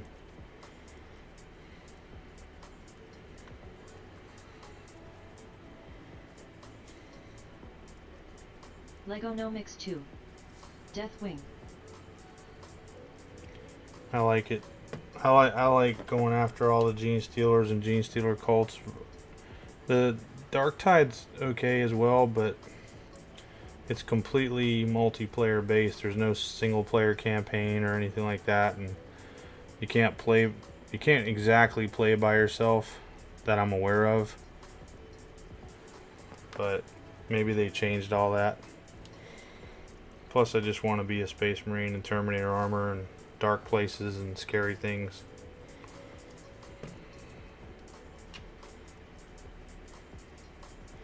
But I've never played it multiplayer with anybody, which is probably better, because then you got people that are actually, it's not the AI being stupid or anything like that.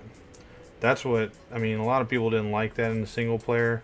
I took that as just another challenge, but I can respect why people didn't like it.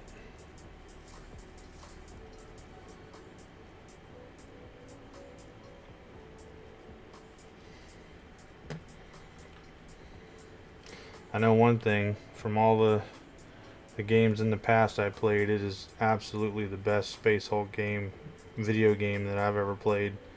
And I love the environment. They did a really good job, in my opinion.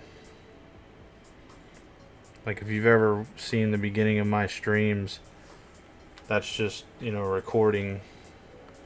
And I mean, it's just awesome.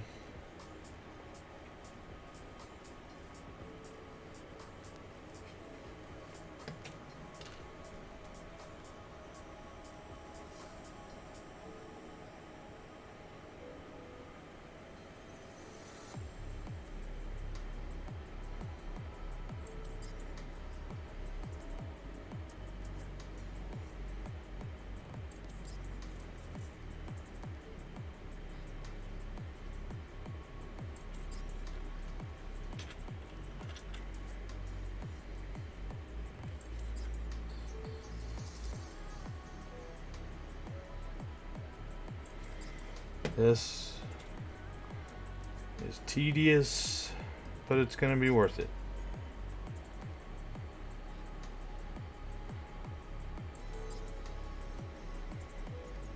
I don't think I've ever even seen in a battle report anybody with as many Genestealer cultists as I have. And I'm not saying that as a bragging point, I'm just saying I don't think I've ever seen it. But I like troops. I mean, everything for me in the game is like the fiction that I read with the hordes of troops and, you know, fighting and stuff, not just, you know, tanks and stuff like that.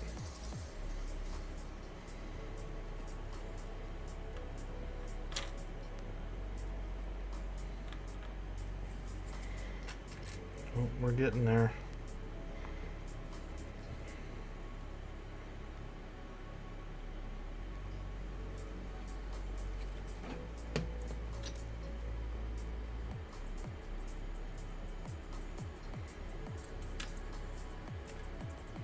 I'm thinking those guys didn't have a chess piece. Or maybe they did, I don't know. Maybe I got sidetracked somewhere. Whoops. That was a little too much glue.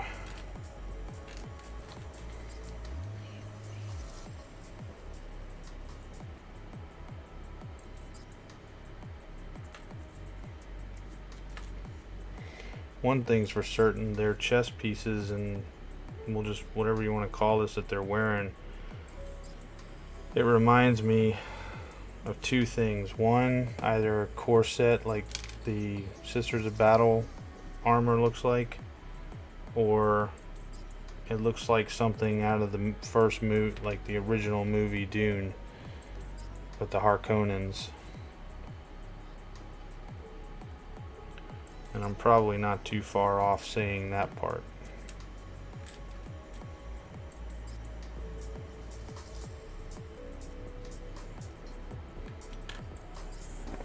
And I'll be able to use these guys in Kill Team, Necromunda, whatever, you know. At least I think so. Although I've never played a single game of Necromunda. And a game I really miss is Mordheim. I really miss that game.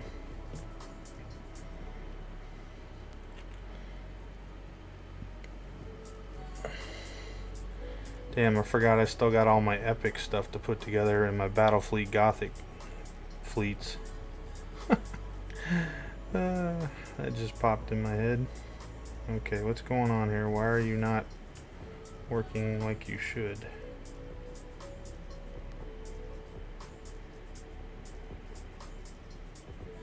Okay, so Houston, we definitely have a problem here. It's not lining up like it should, that's for sure. It's not going in there because the hole is too small. Son of a bitch, man. This is annoying when they don't get that part right. So I gotta cut off some of that.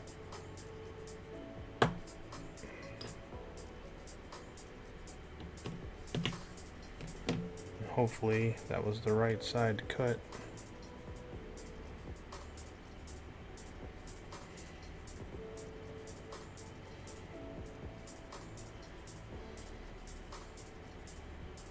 Legonomics 2. I'll be here viewed IMA play some Dawn of War. First one or the second one?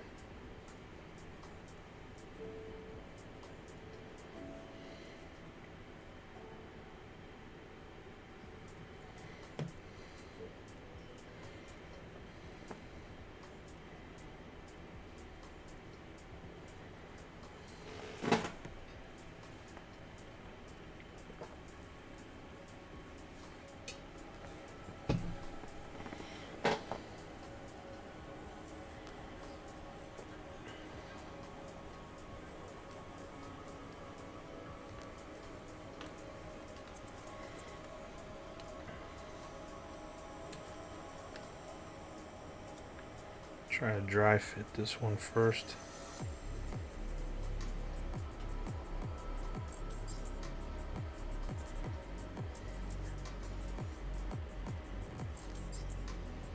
Legonomics 2.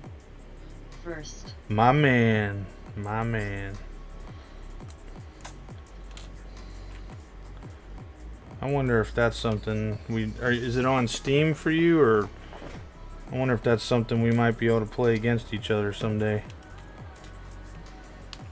Not that I'm any good anymore. He'd probably wipe the floor with me, but I'm down for getting my butt kicked. Lego No Mix 2. Yes, Dean. Oh shit. Maybe we can play. I've got it on Steam, and then I've got the Ultimate Apocalypse mod as well for not Steam.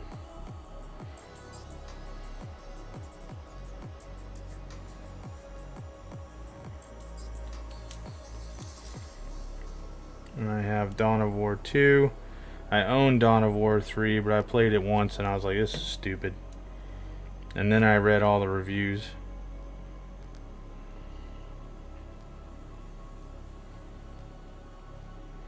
And they weren't very good.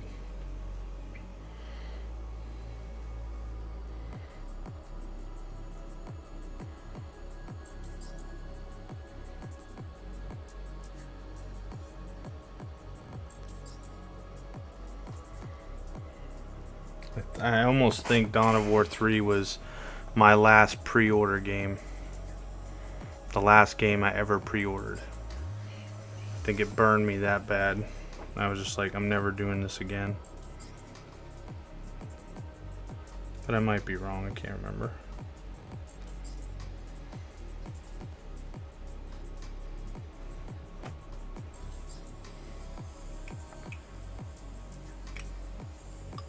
I didn't even like the artwork and the way they portrayed everything. It was cool. The Imperial Knight was cool. That was nice to have in the game, but everything else was just too cartoonish and stupid, in my opinion.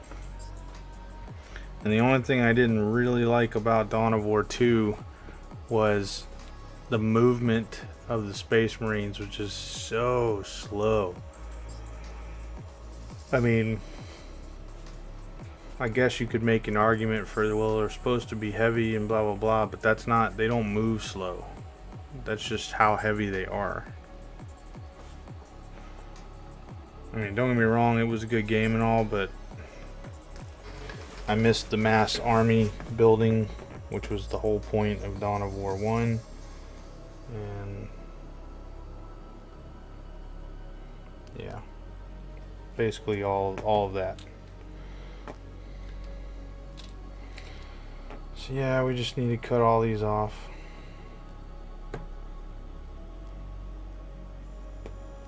Gotta make sure we get it straight down though, all the way to the flat part.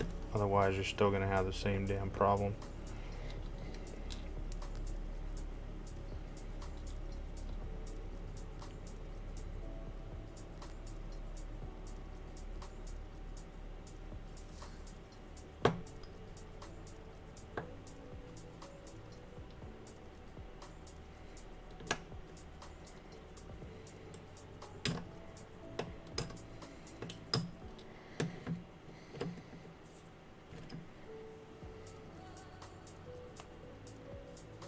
How I missed that.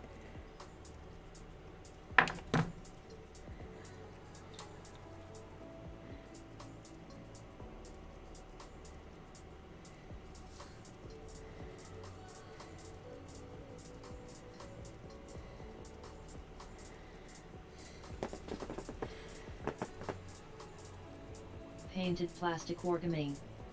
Jesus, what are you doing to yourself? That's a lot of Tyranids. Says me sitting on 40 termagants and 60 hormagants I got from eBay. Brother, then you need, welcome to the channel first of all. Then you need to go back a couple videos. And I'm trying to remember how many termagants and hormagants I have. It's well over 100 for both, I remember. And that's just the one Tyranid army, not the out of print army. And I forget how many Genestealers I have. Somewhere in the ballpark of like 200, I think. And Painted plastic I don't know. origami.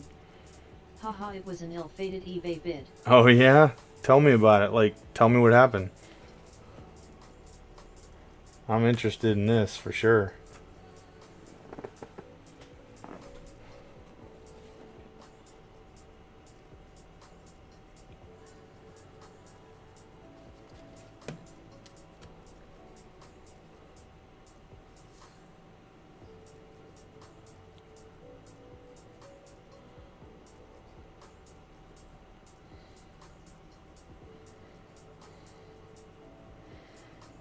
is that not going in there? I cut the thing off.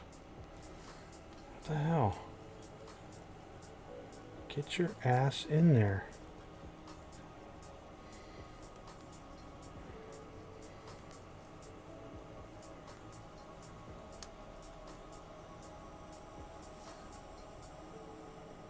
Nope.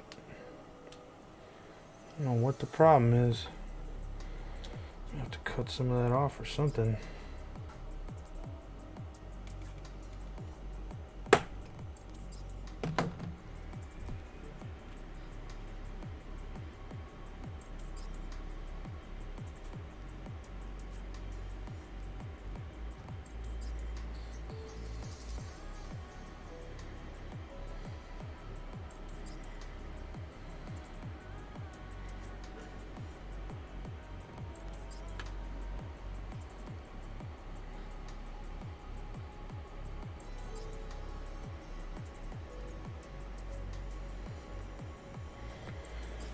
Yeah, I have 110 cultists to put together. So I have 3 more left out of 2 Death Watch Overkill box sets. I'm sorry, 12 more left. And then I have 2 boxes of Neophyte Hybrids and 1 box of... What is this thing called? Acolyte Hybrids. And then 2 character models, and then that's it. And then this army is finally put together. And then we move on to another, let's see, what's 22 times 8? 176 Genestealers from Space Hulk box sets that have to be clipped and all that, cleaned up or whatever.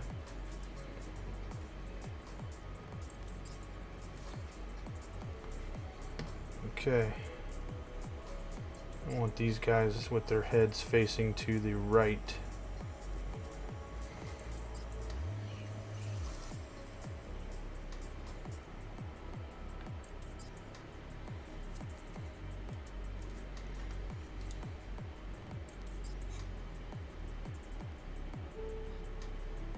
Painted plastic Wargaming. It was an old box set for sale. I generally do a new army per edition. I have played Space Marines for the longest time. Up till the end of 7th edition. 8th was Orcs, 9th was Tau. Going Tyranids for 10th, it was flirting with the idea till I saw someone selling an old box set with some leftover troops. Placed a bid, thought, no way I will win, I bid low. Next minute. Here I am. Committed to Tyranids. Is it, are they out of print models or are they like the general current ones? Because, I guess they're re-releasing Tyranids or something with 10th. I mean, I'm not gonna, I've got so many I mean, trust me, you don't even know, dude. If you go on my YouTube channel and look at my very first video, just type first in the search bar, you'll understand what's going on with this whole channel nonsense that I'm doing.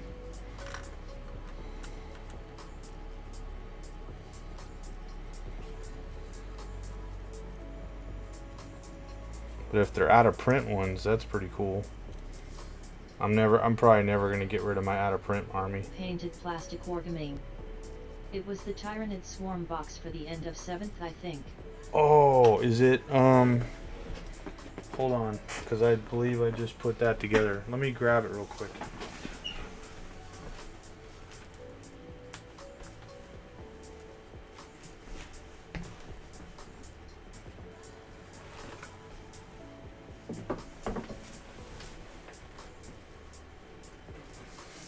Painted plastic Wargaming. Had the Carnifex, gargoyles, and then a lot of troops. This one. That's the one you got. Painted plastic Wargaming. Yes. Okay, what did that cost you? I didn't even know that was still out there.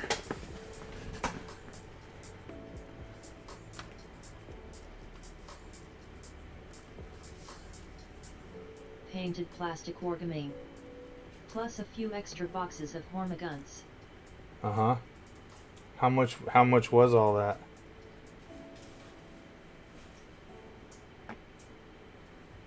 Painted plastic Wargaming. I got it for $280 Australian dollar reduce.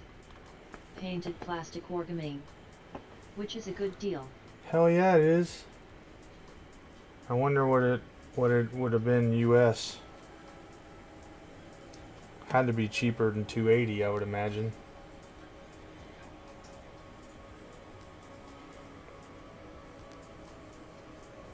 Was it brand new, or I mean, like the models weren't cut off or used or lost or anything?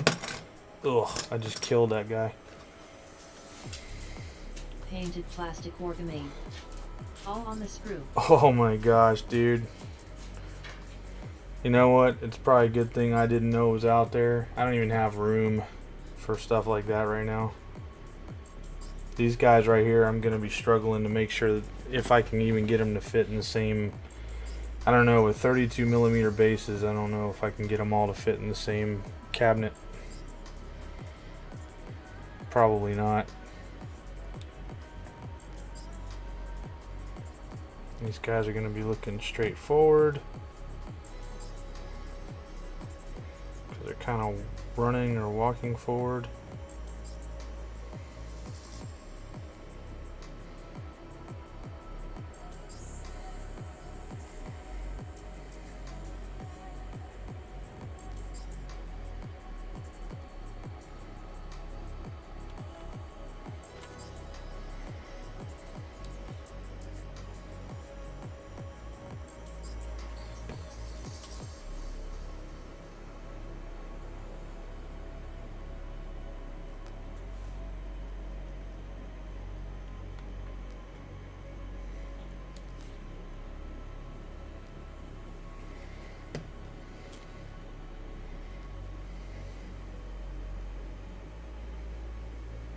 Well, you got really lucky, and I am super happy for you, dude.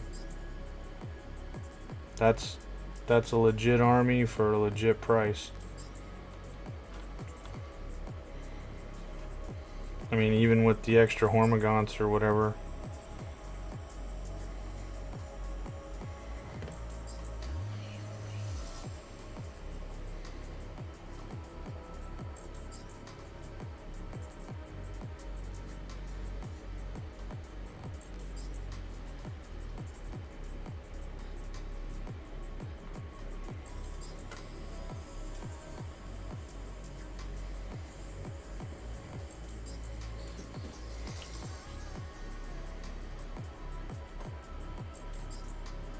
Whoops.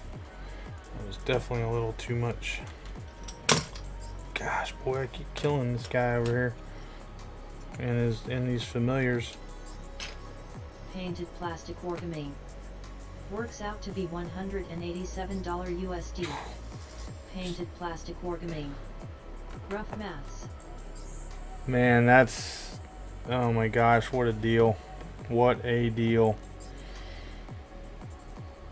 Damn, Carnifex, $60 alone, I think. Something like that. Pretty sure, anyway.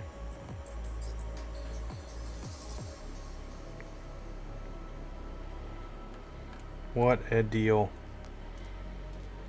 I am so happy for you, especially with the way prices are for Games Workshop stuff in Australia. Stupid taxes and everything.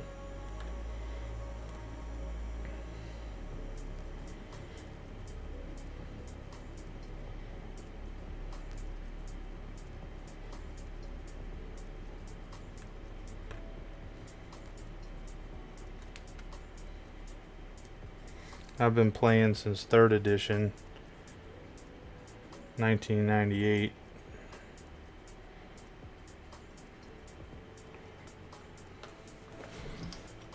Alright, there's 16 models about to be done. Put together at least. Just a little bit of glue so we can take you off later.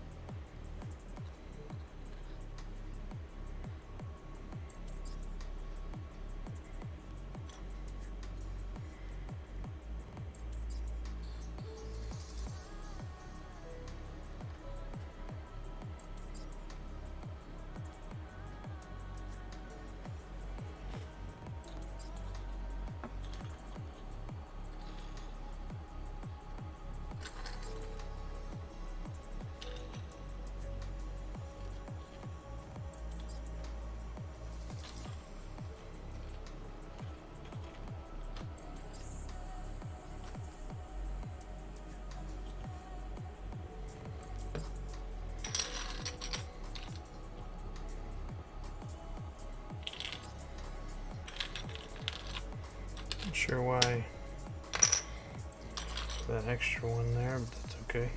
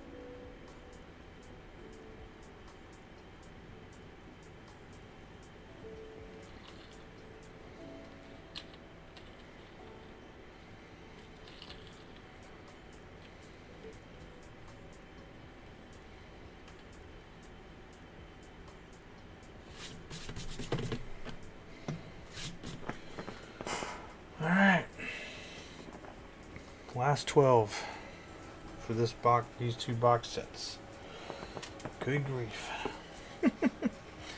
Alright, let's see what we got here.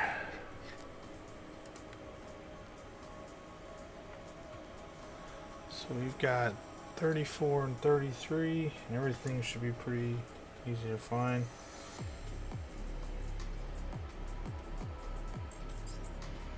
Unfortunately, we have to deal with those stupid las guns again.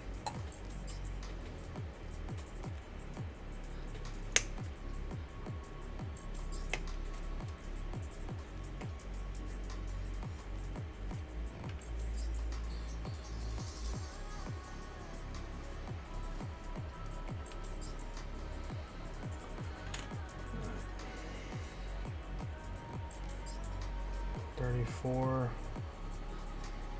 here.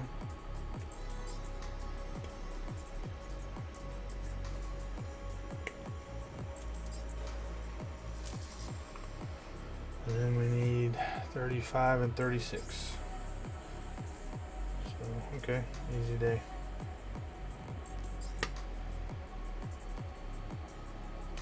It's too bad it wasn't like that for all the other ones.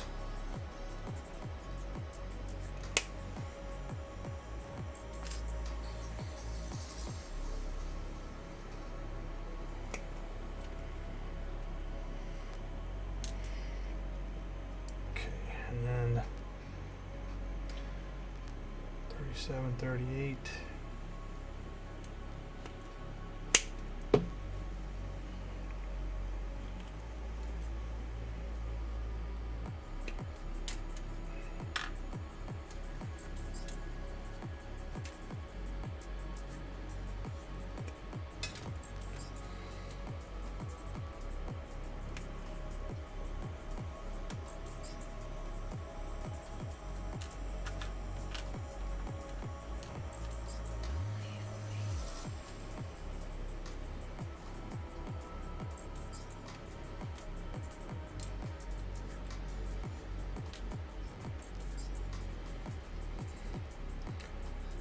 And 39 and 40. Oh, 39 is a grenade launcher. Okay.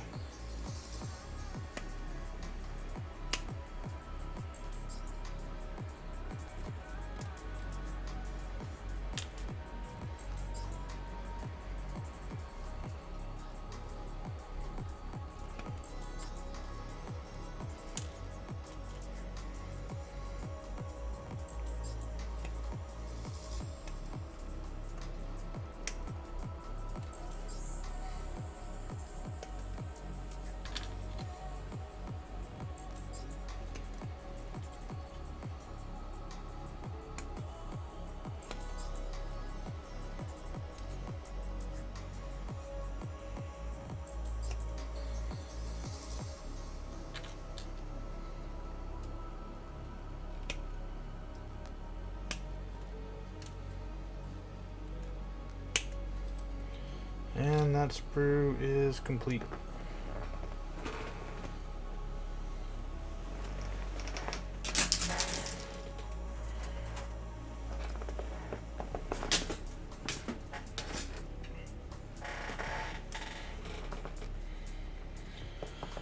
Okay.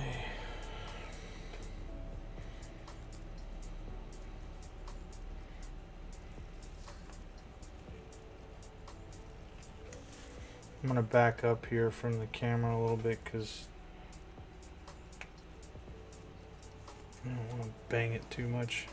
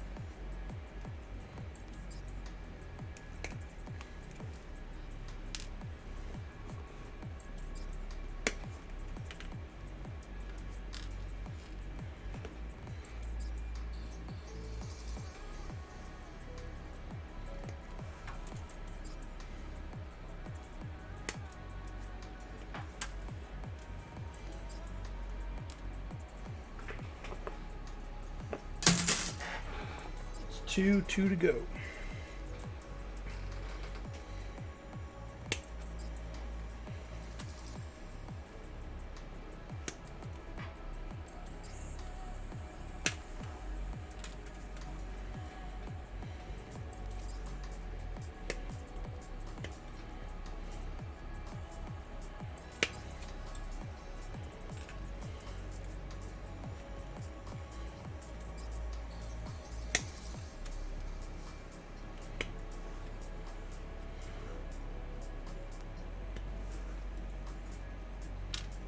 Adeptus_Kishipo.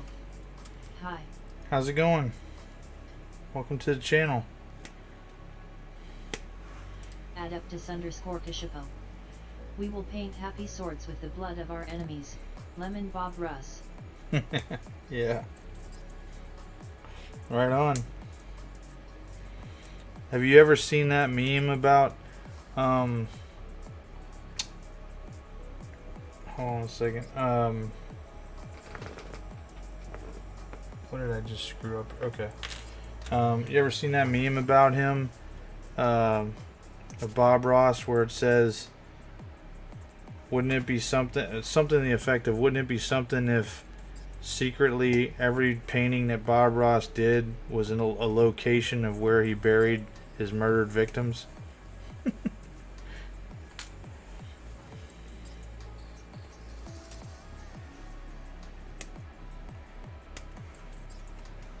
Pretty funny.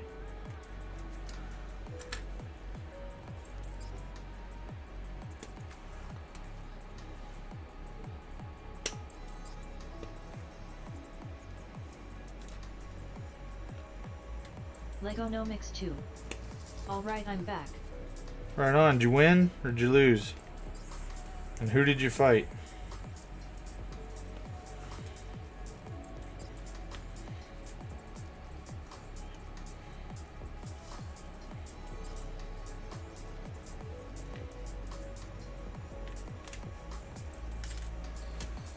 Legonomics 2.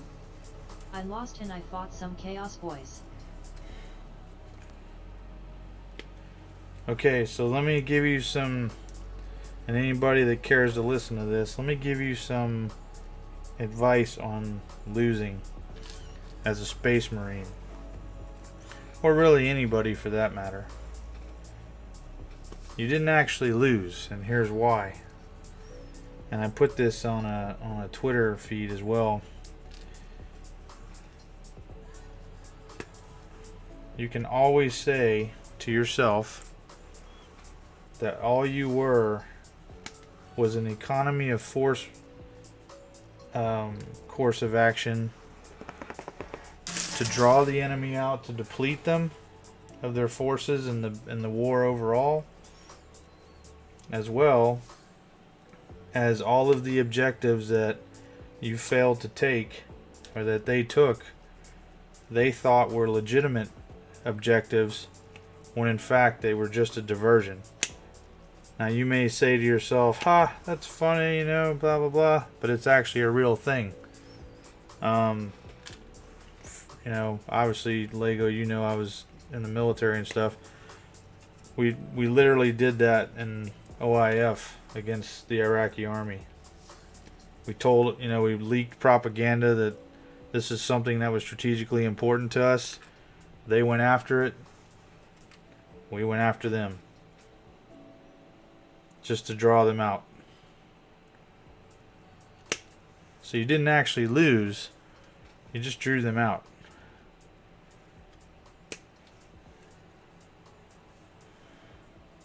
How's that?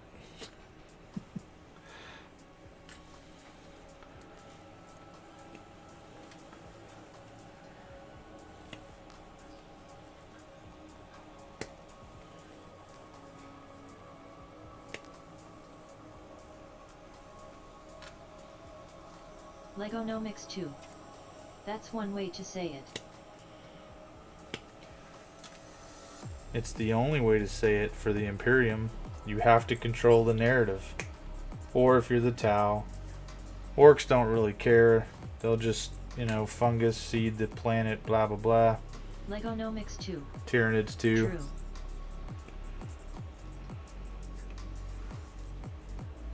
Chaos could say the same thing. Necrons could definitely say it. So like I said, it works for quite a bit.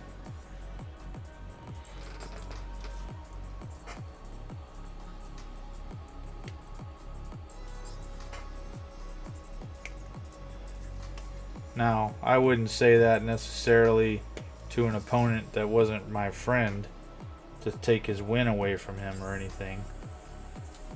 I would just, you know, that'd be my own little internal victory or whatever. I think I've mentioned that before. I make up my own objectives.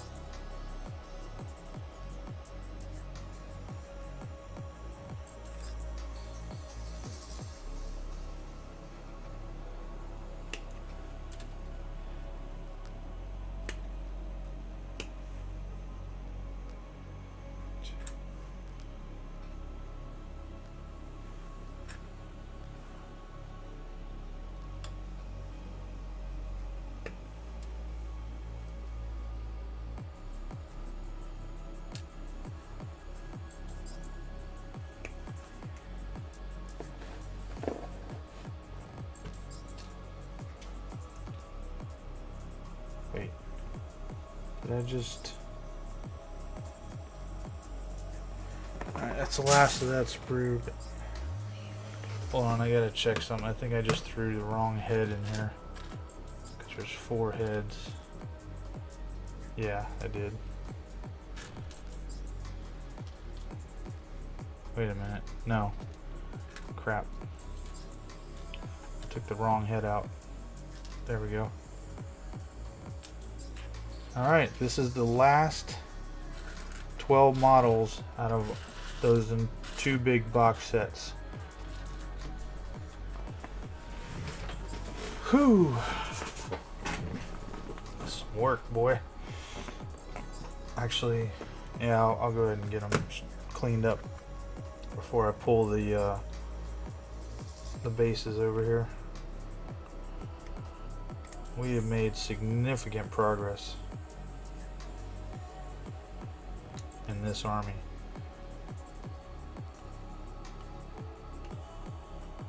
That leaves 20, 25, 26, 27. That's it, 27 more models after this. That's all we got left out of 110. So we will have put 83 models together. Well, I don't know. I need a recount. What do we got here? 1, 2, 3, 4, 5, 6. 1, 2, 3, 4, 5, 6, 7. So 42, 52, 53, 54, 55, 56, 57, 58, 59, 60, 61, 62, 63, 64, 65.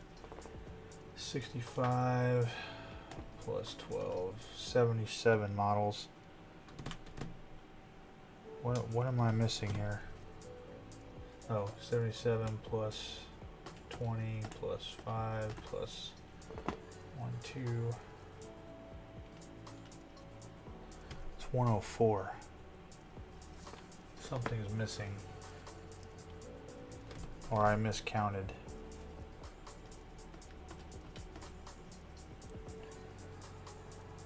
No, something's missing.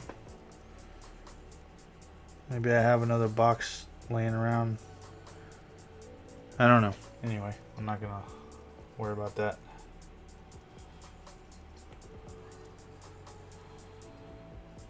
I thought I had 110. Right now it looks like it's only 104. I don't know. That's weird. Oh well.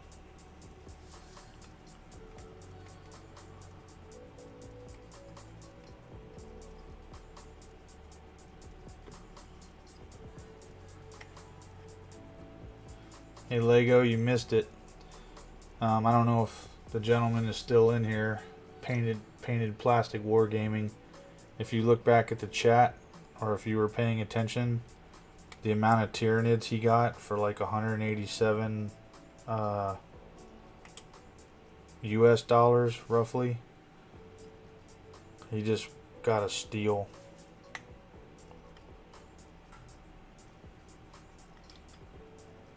Off of eBay.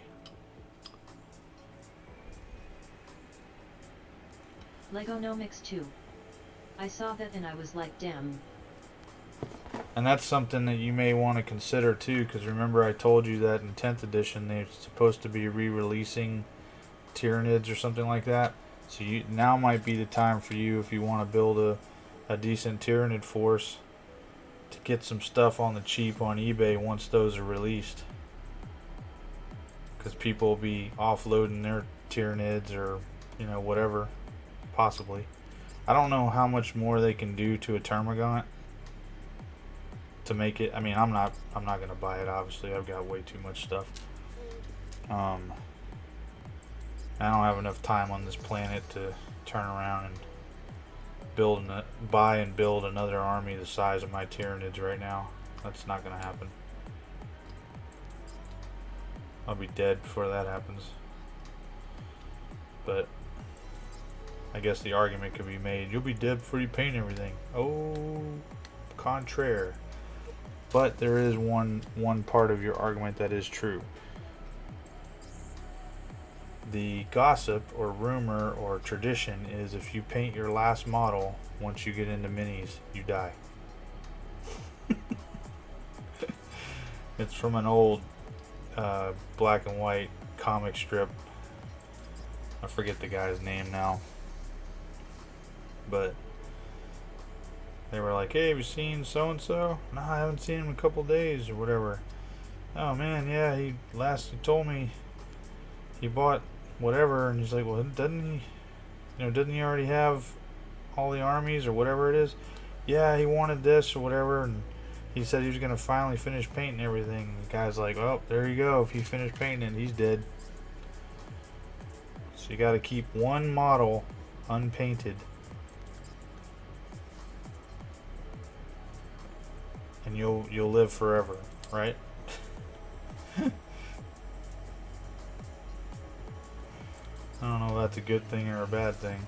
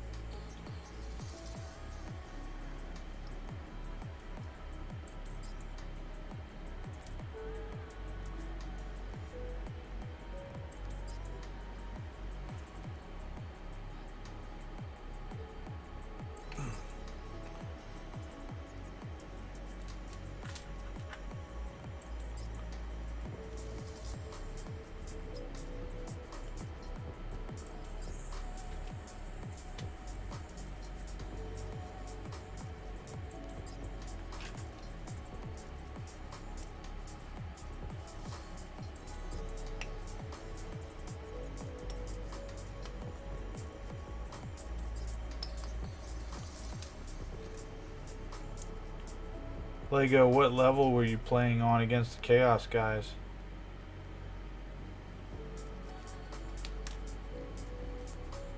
Or Chaos Marines?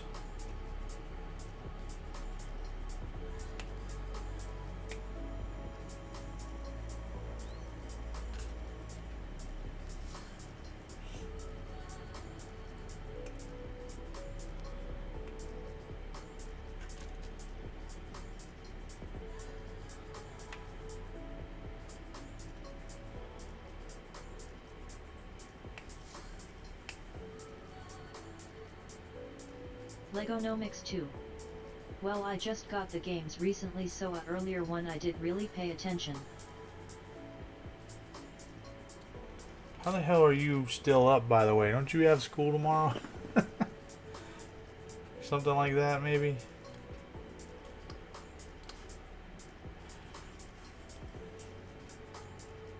Don't get in trouble on my account. Legonomics 2. For me it's only 9. Oh, Yeah, never mind. I thought it was gonna be something like that.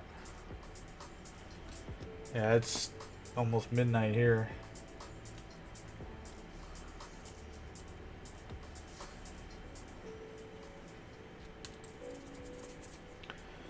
Alright, moving on.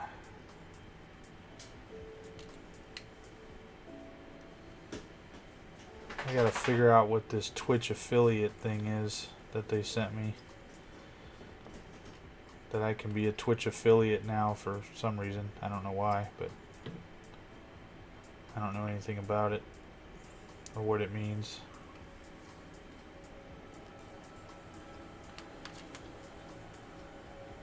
Haven't read any of it.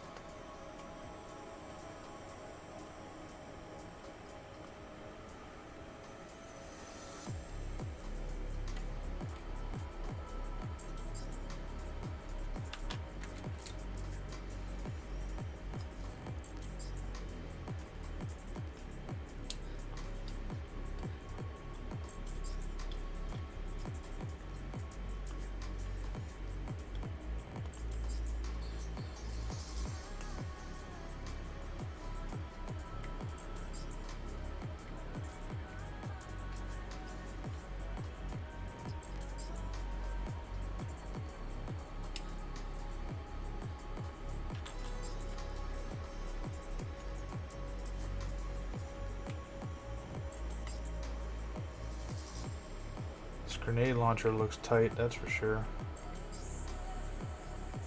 I guess they're gonna re-release made was it made to order or something like that, Armageddon Steel Legion.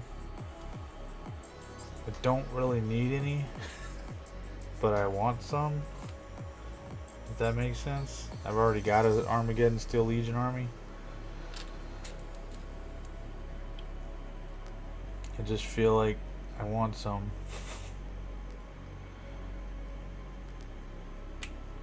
But I'm not gonna do it.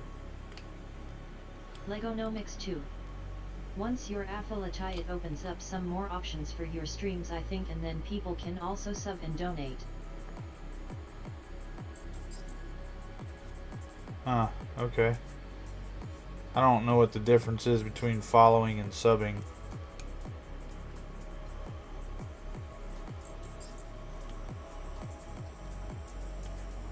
I guess the question would be, what do I have to, if I were to get something from somebody, what do I owe Twitch and how do you pay them? Legonomics 2. You have to pay to sub, it's weird on Twitch. Yeah. Well, wait a minute. If I become an affiliate, does that mean a person has to sub to be able to chat with me? Because that doesn't seem fair.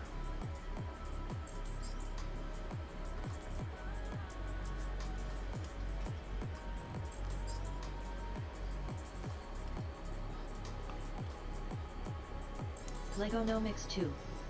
Not unless you set the setting that way. Oh, no, I ain't doing that. Nope. Not doing that. That's just dumb. I mean, what's the point, you know?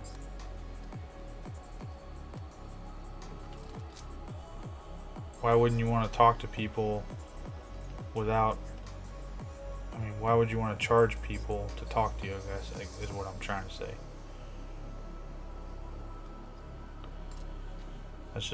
That's dumb. I'm sure people do it, but not me.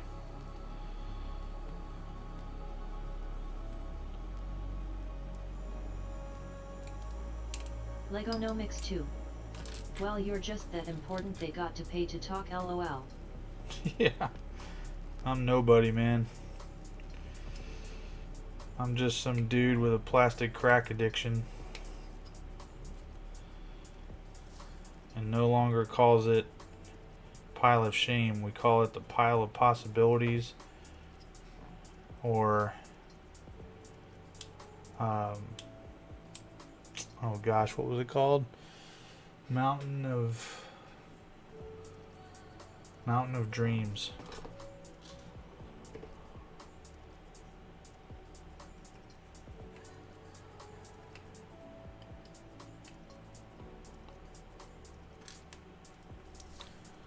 I don't know how I haven't sent these freaking Genestealer heads flying across the room yet. As tight as I'm holding them to try to clean the flashing off. Wait a minute. What the heck? You don't belong there. Where's that? Somehow I screwed that up too. Yeah, you go over there, you go over there.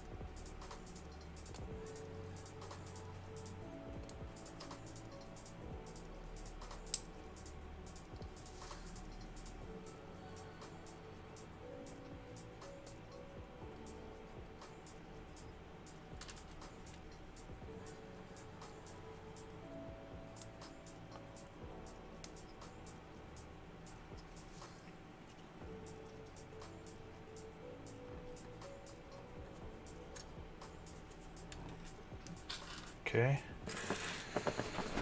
Last 4 to clean up, and then we gotta do 12 bases, and then we can start putting them together.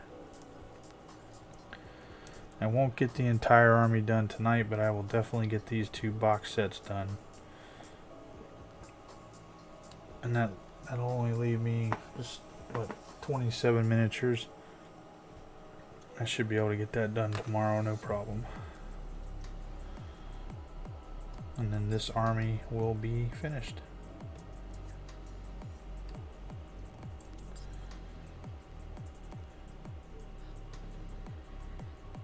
Hell, you know what I could do?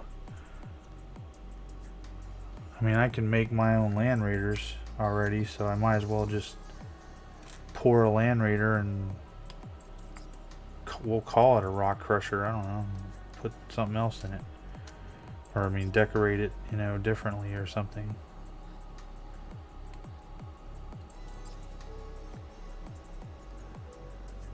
And then, well, I guess the question is, where do I put that now? That's my biggest problem right now is storage. Where I'm going to put things. I mean, we've got a little bit of space. I just don't want to have to buy any more IKEA Detolfs or anything. I've got 15 of them, and now they cost $100 instead of $60 for some stupid reason, because everybody's trying to use inflation as an excuse for everything.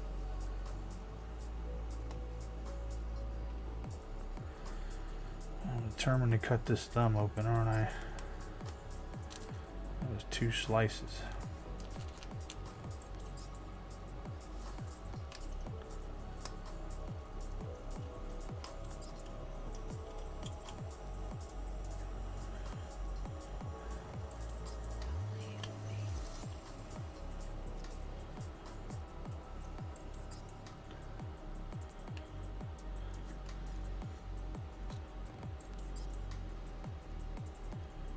These guys have a ton of pockets all over them, on their sleeves and everything.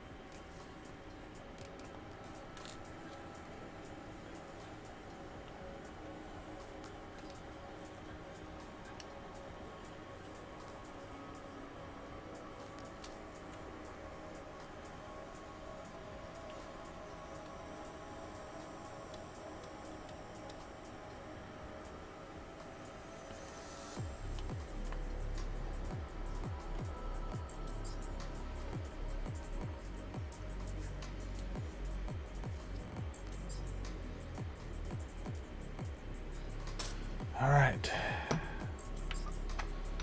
There's one. Legonomics 2. I love the Genestealer aberrants, they just are some good looking models. Oh yeah. 1, 2, 3, 4, 5, 6, 7, 8, 9, 10, 11. There we go. Yeah, I don't know anything about them. I don't have, I didn't buy the Genestealer Colt Codex. Not the new one, I don't think. So I don't remember when they came out exactly. Actually, that one's pretty bent down.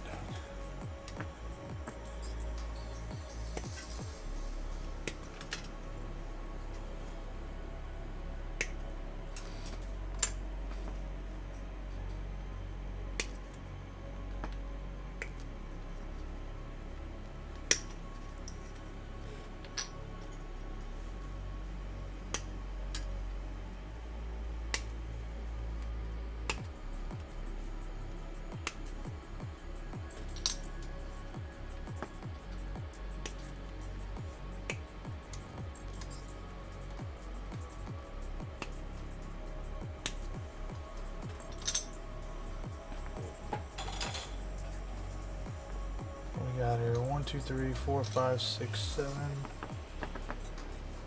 8, 9, 10, 11, 12. Okay.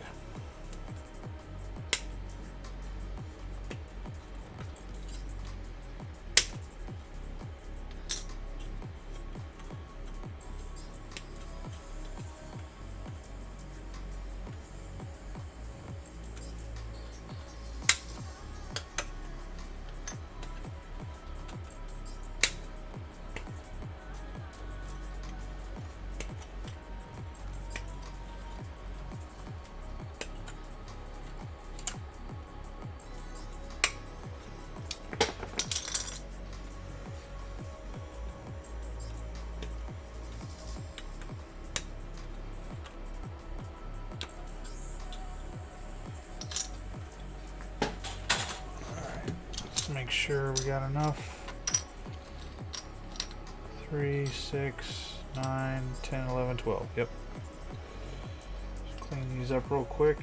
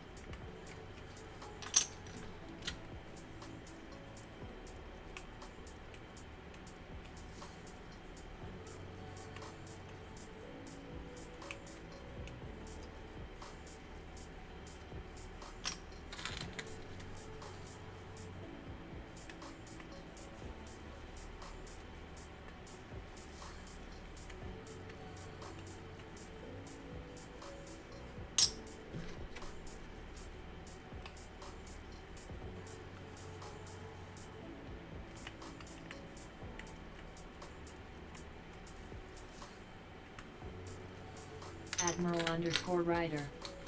Wow. You've been busy with batch assembly. Yeah, brother. Admiral_Rider.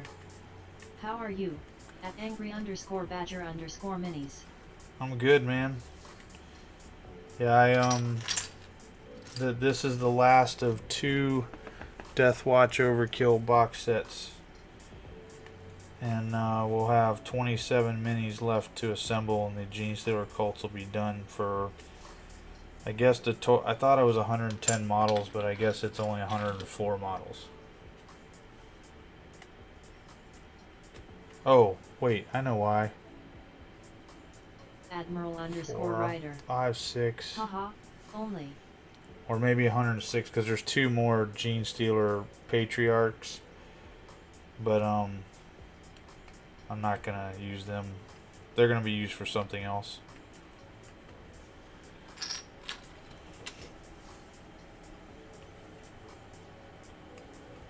So yeah, and then all we got left is the Genestealers and the Space Hulk box sets. 8 of those. So 20. I think it's 176 total Genestealers.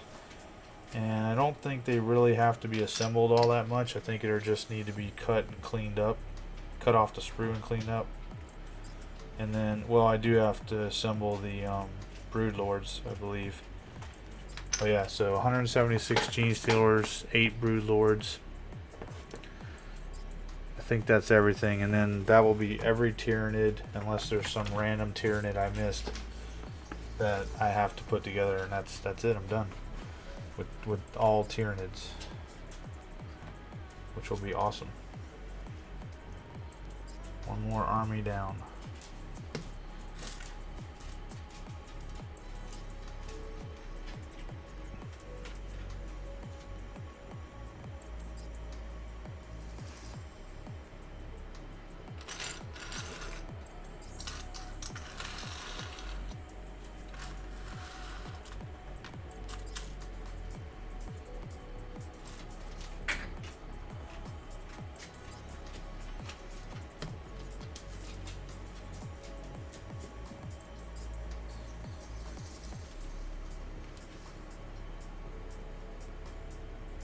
And then I will do the update on. I'll do a video on the update, or I mean the game room, and all the armies that have been put together since I started this channel.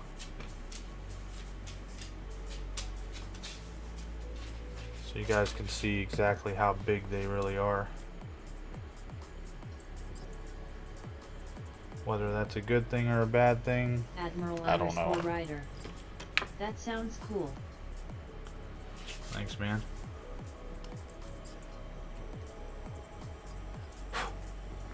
Yeah, I've been going pretty strong at it tonight. I at least wanted to get these 2 box sets done, and I've accomplished that. So, or I will have accomplished that. That'll be a huge load off my brain,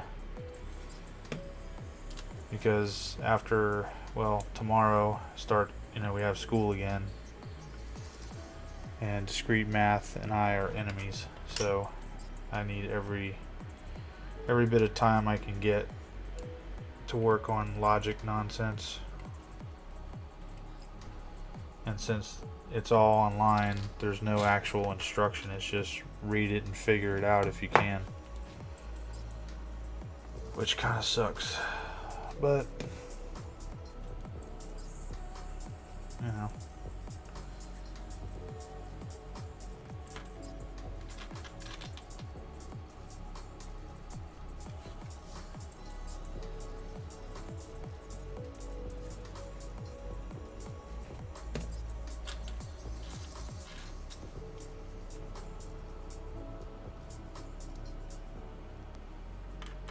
I'm starting to wonder if model airplanes would be easier. Can't remember the last time I put one together.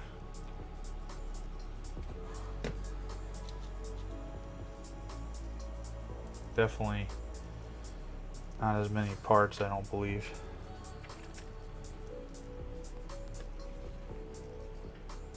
Admiral _ Rider. Probably not.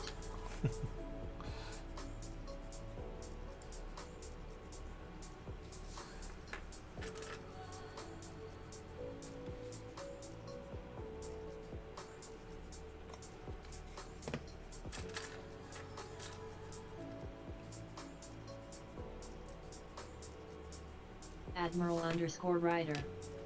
I'm on the tail end of completing a 233-part Kratos heavy assault tank. Admiral_Ryder. I won't be using all of the parts, though. My biggest problem with tanks and airplanes that I remember... Wait a minute. We're missing a part. What the heck? Oh, there it is.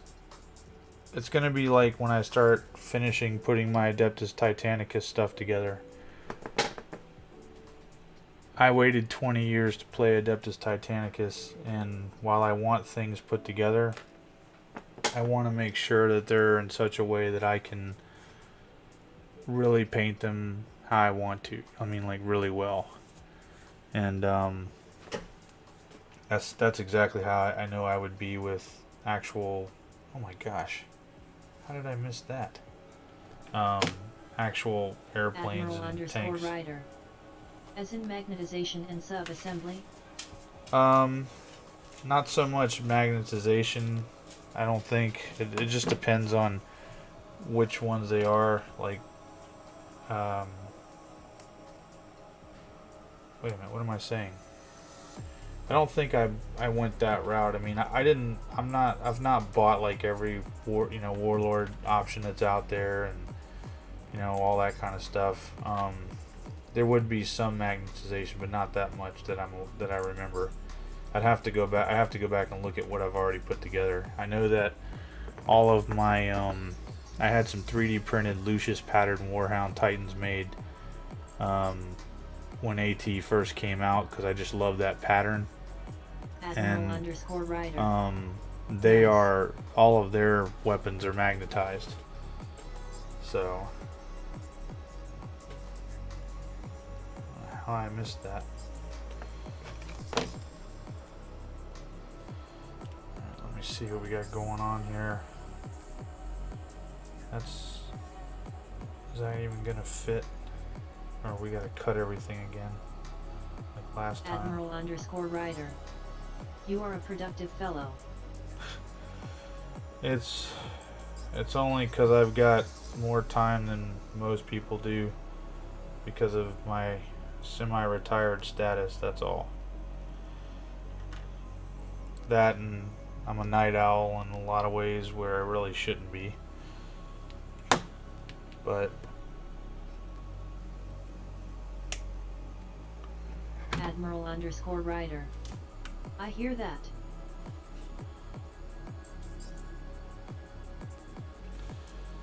And thankfully my wife supports my hobby. But I mean, when we were dating, I showed it to her right away, because I was like, I don't want to waste my time, I don't want to waste your time, and this is important to me, so we can go from there. And I mean, she doesn't play the game or anything, and I think once I get into really getting serious about building my terrain stuff again, she'll probably enjoy doing that with me, because she mentioned it in the past, so we'll see. But just like with my kids, I'm not going to push it on her, so I think she also would rather play with painted minis, not gray. And while she has a painted army, it's just not in the cards right now for her. I mean, I gave her my old Salamander's painted army, so. Admiral_Ryder. That is really cool. Mine supports me as well, though is not interested in the hobby. Yeah.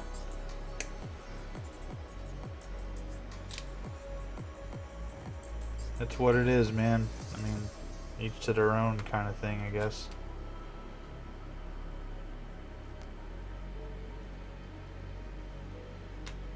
Admiral_Ryder. Exactly. It's kind of like, too, or another thing that's funny is, since I own and operate a gun range that's right here on the property, a lot of people think, I shoot guns all the time and guns are my hobby and blah blah blah, and I'm like, I don't tell them what the hobby is. I'm just like, no, you don't that's not what I do. It's not interested in that being a hobby.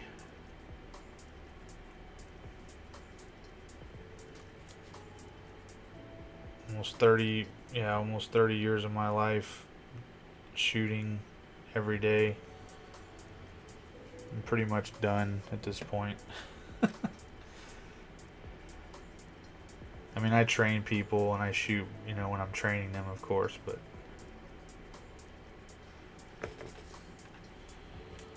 I don't go out and really do anything on my own that much.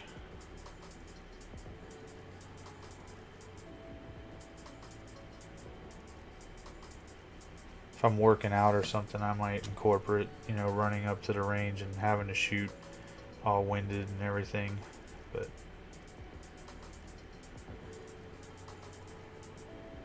winded and tired. Admiral_Rider.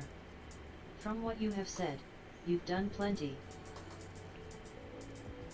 Well, it's just crazy, you know. I mean, everybody thinks, you know, with the career that you've led, that's who you are, you know. And I mean, he was an older guy, you know, had a friend or whatever, and you know, here that we met when we first moved here, and we were friends for a couple of years, and I guess I finally got comfortable to the point where he was like, you know, what else do you do? And I was like, okay, well, maybe he can appreciate this, right? He just stood there with the most dumbfounded look on his face, like, I don't even understand what's going on. So, you know, and well, I mean, he lives here, but I haven't seen him in at least 2.5 years, if that tells you anything. So, his loss, not mine.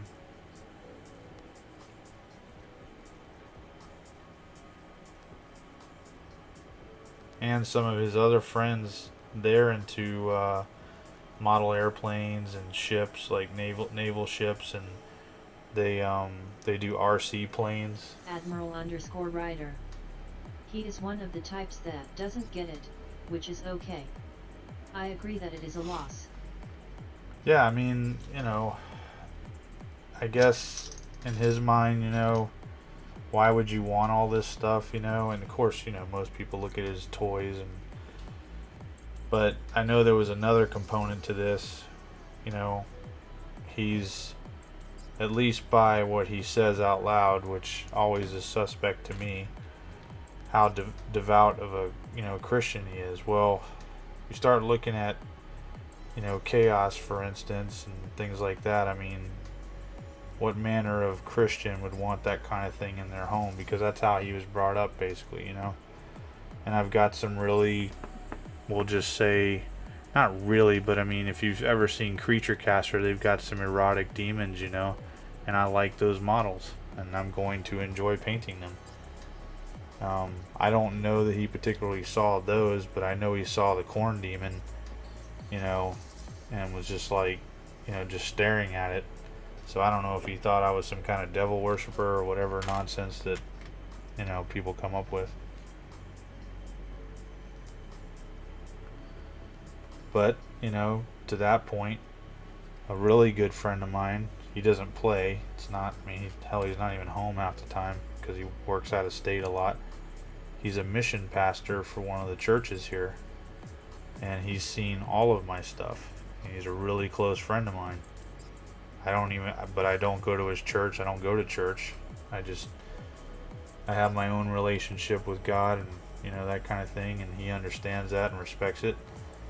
And he has, you know, I mean, we've talked about it, not like he was, you know, really, you know, are you sure you want to do this? You know, you sure it's okay to have that kind of stuff? You know, he knows I'm not, you know, off the rails. I'm just enjoying something, you know.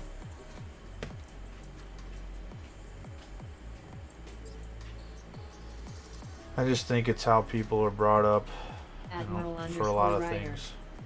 He's able to see the separation of hobby possessions and your belief, which, sadly, not everyone can do. No, they cannot. Absolutely cannot. We even had a discussion on Dungeons and Dragons. You know, and I was like, you know, it's amazing that even when I was a kid and they were talking about how this all led to the devil and blah, blah, blah. You know, I'm a young kid, like not even in my teens. And I was like, this is stupid. This makes no sense at all. You know, but, you know, you're not in a position to do anything. And of course, it was big in the news, so your pastor's talking about it. So all this stuff, to be honest with you, that and the corruption in the churches and stuff like that is what drove me away from the church. You know, I mean, I don't need the church to have a relationship, you know, with my God.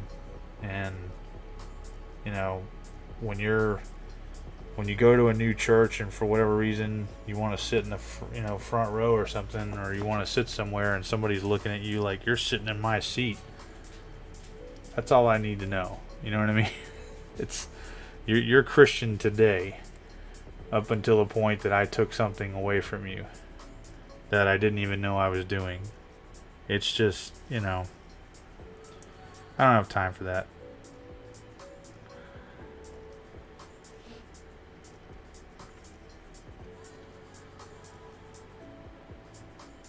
And I can sit here, you know, painting models or playing video games or something like that and be happy versus sitting in a place that, you know, everybody, while they shouldn't be judging anybody, they are. And that's kind of my curse with my previous job, you know, or career, was to know, you know, in a manner of speaking.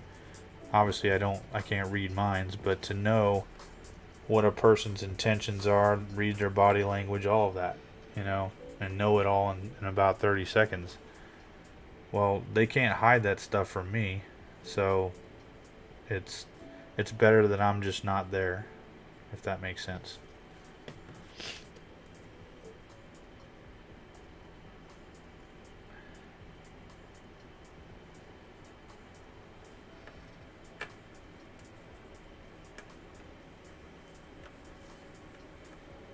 Admiral_Rider.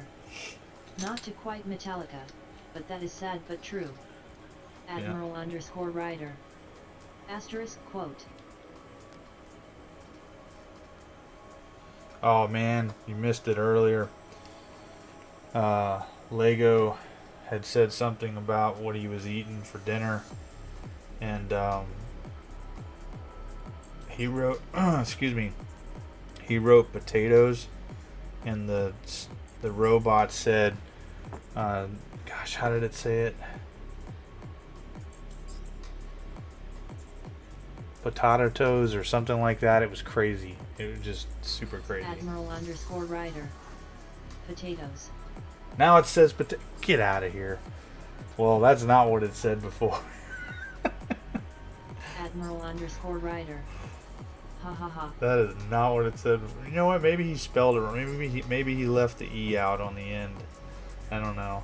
But he definitely did not say that. Admiral_Rider. Potatoes.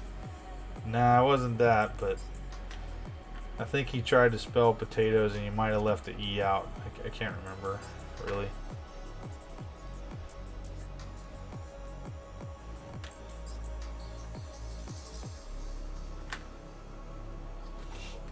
Admiral_Rider. Potatoes. Nope. Maybe it's listening and it's learning. I don't know. It was crazy what it said. I literally just busted out laughing.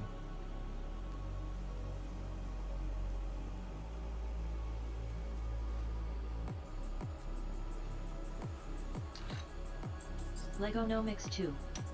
It was Hyla Ruiz. See? Now we're speaking Greek.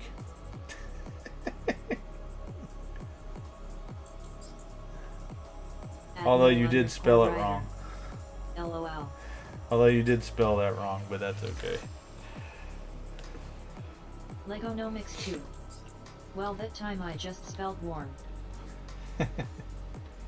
Did Admiral, did you get a chance to listen to anything like in the beginning of our RPG session last night.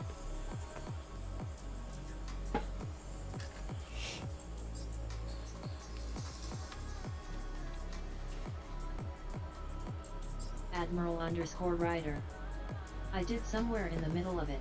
If you go to minute mark 29:23, you can hear my mission briefing and see the very start of it, to where they were trying to figure out what to do. Rider. I caught some disappointment about a frag grenade rolling very low and not getting any armor penetration. Oh man, they were not good with frag Legonomics 2. grenades. I am a head out, have a good one, man. Alright, take care, Lego. Legonomics 2. LOL. Yeah, they were not very lucky with grenades, that's for sure. I mean, you should watch that when you have time. See what, like, listen to the mission briefing, and then once the mission briefing is over, listen for about another 5 to 10 minutes. There's another little part of the mission thing, and then if you pay attention shortly after that piece, that's when the grenade follies start. Hilarious.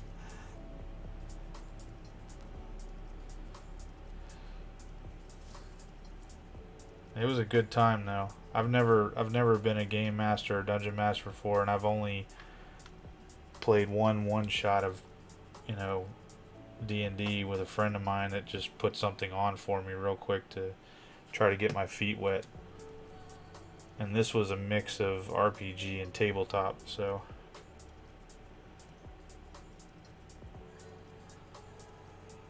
I don't think either one of them has ever played 40K before on the tabletop. Might be wrong, but I don't think so. And I was trying to keep it simple and fun.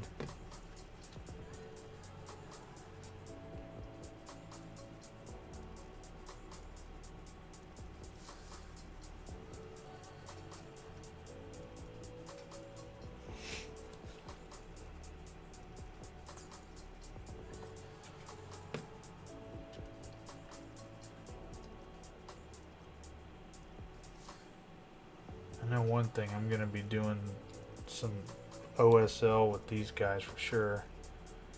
It's somehow. One thing I loved about when I started to paint my first Terminator for the Space Hulk thing was I didn't know anything about zenithal highlighting. Like, I didn't know terms, I just knew what I wanted to have happen. And I've put all the focus on like his helmet and his chest mostly, and the rest of it, like towards the back of him, started really like shading out, so that way when they were playing in the Space Hulk, you know, that's basically all you saw. You know, really the rest of it, you know, you wouldn't see that much detail, and I really enjoyed that. I did the same thing with the one Genestealer that I painted, and I plan to continue to do that. Well, I want to try some other techniques that I have, but we'll see.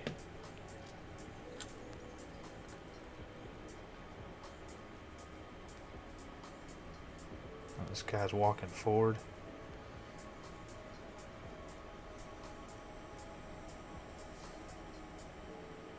Yeah, we'll just turn his head slightly. I don't like it straight like that on that guy. I cut off all the little keys that go into the hole, so I'd be able to turn the heads the way I wanted them, because they had literally every head looking to the model's left, every one of them, for all of these. It's just ridiculous.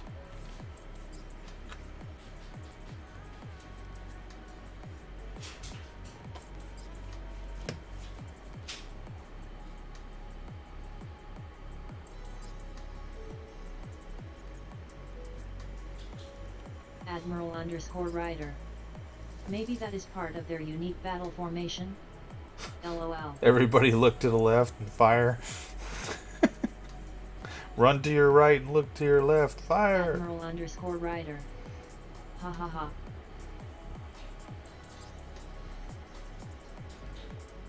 By twos.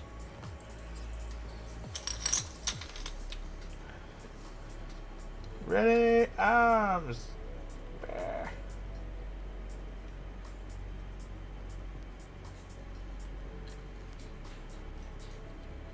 Anybody know where that comes from? This is the King's Highway. That was a very ambitious officer. Admiral_Ryder. The Patriot. Correct. Probably kind of gave it away with the Admiral_Ryder. King's Highway thing. I love that movie. Oh, well then I didn't give it away to you. Yeah, I love that movie too.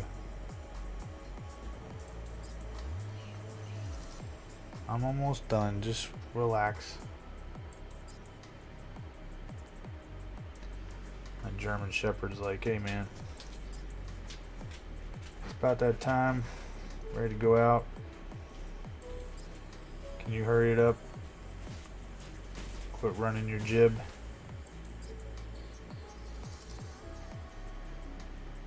What the hell's going on here? Why are we all screwed up? Admiral_Ryder. I liked it more when I found out that Tarleton was based on a real person. Yeah. Yeah, that's something most people do not know.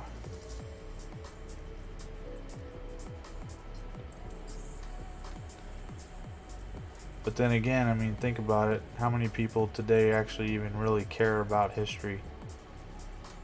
I mean, sure, you know, they probably went and saw the movie or saw it on DVD and stuff and enjoyed it, but that's about as far as it went.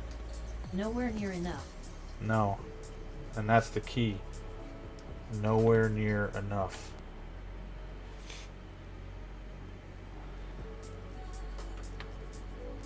It's, I don't know, man. I think that part of our society is just, it's gone.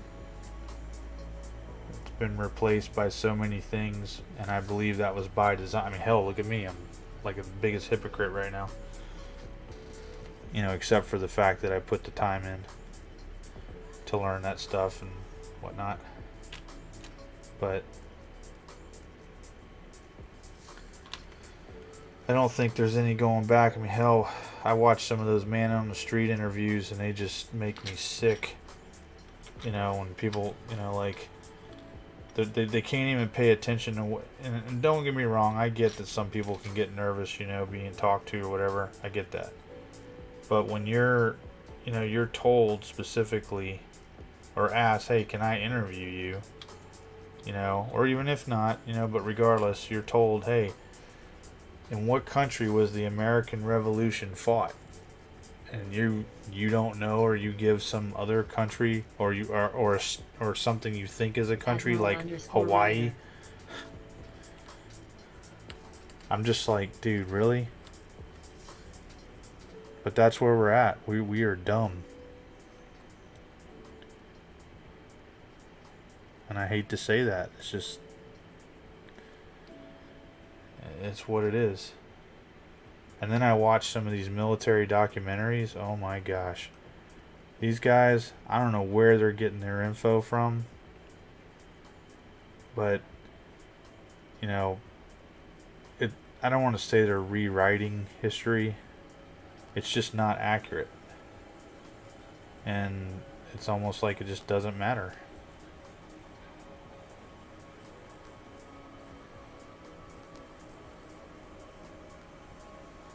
Admiral_Ryder. This is why I do not view the movie Idiocracy as a comedy. Oh yeah. It is a horror film telling a possible future that we are moving towards. Oh, we're already in it, in my opinion. I actually had never seen it until last year, I think in August or something like that. Because I just thought it was something stupid I just didn't feel like watching. And then it was free on YouTube, so I just turned it on while I was working on some models. Next thing you know, I'm watching the thing, and I was like, oh my gosh, is this not real or today or what? Admiral_Ryder. Yet.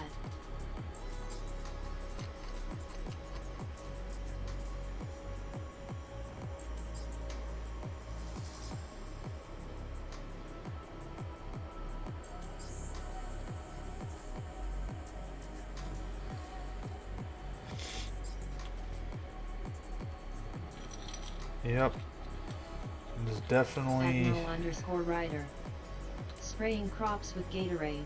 Bruno. Face palm.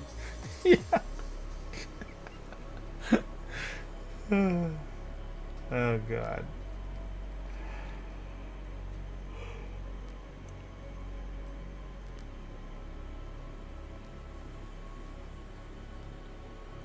You know somebody's gonna try that.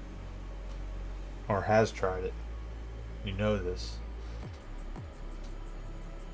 Admiral_Rider. Asterisk Rondo.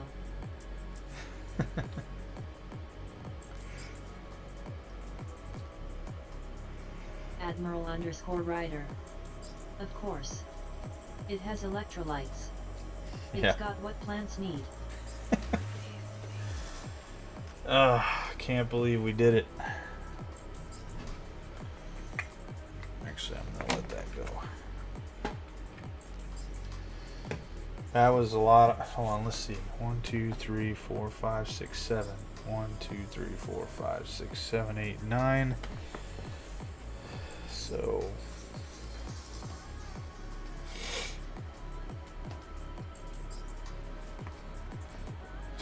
alright, so let me do this again. So 63, 64,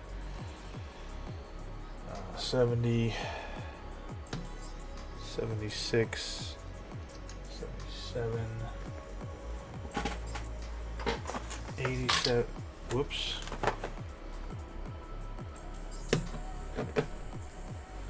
My bad. What happened here? Oh. What did I say?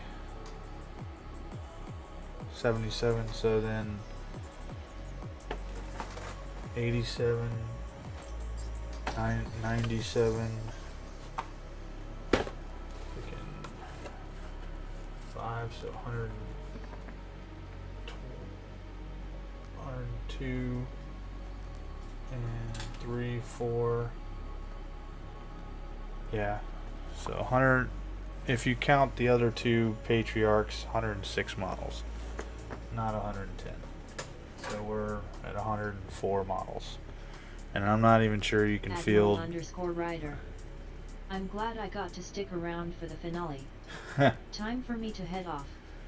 When is your next stream? Hopefully tomorrow night again, at 9 o'clock. I usually post it on the Discord or whatever, and then the scheduling or whatever on YouTube and Twitch, if I'm gonna be there or not. Actually, I don't think Twitch does this. Does the scheduling? I can't remember. It might. I don't know Twitch that well. I just restream on it. And now they say I can be an affiliate, whatever that means. I got to read all that stuff. So, yep, just got 27 more models, and then this army is complete. So, well, I will catch you later, everybody. Admiral_Rider. Very nice. Thanks. Admiral_Rider. Take care, man. We'll see everybody. Take care.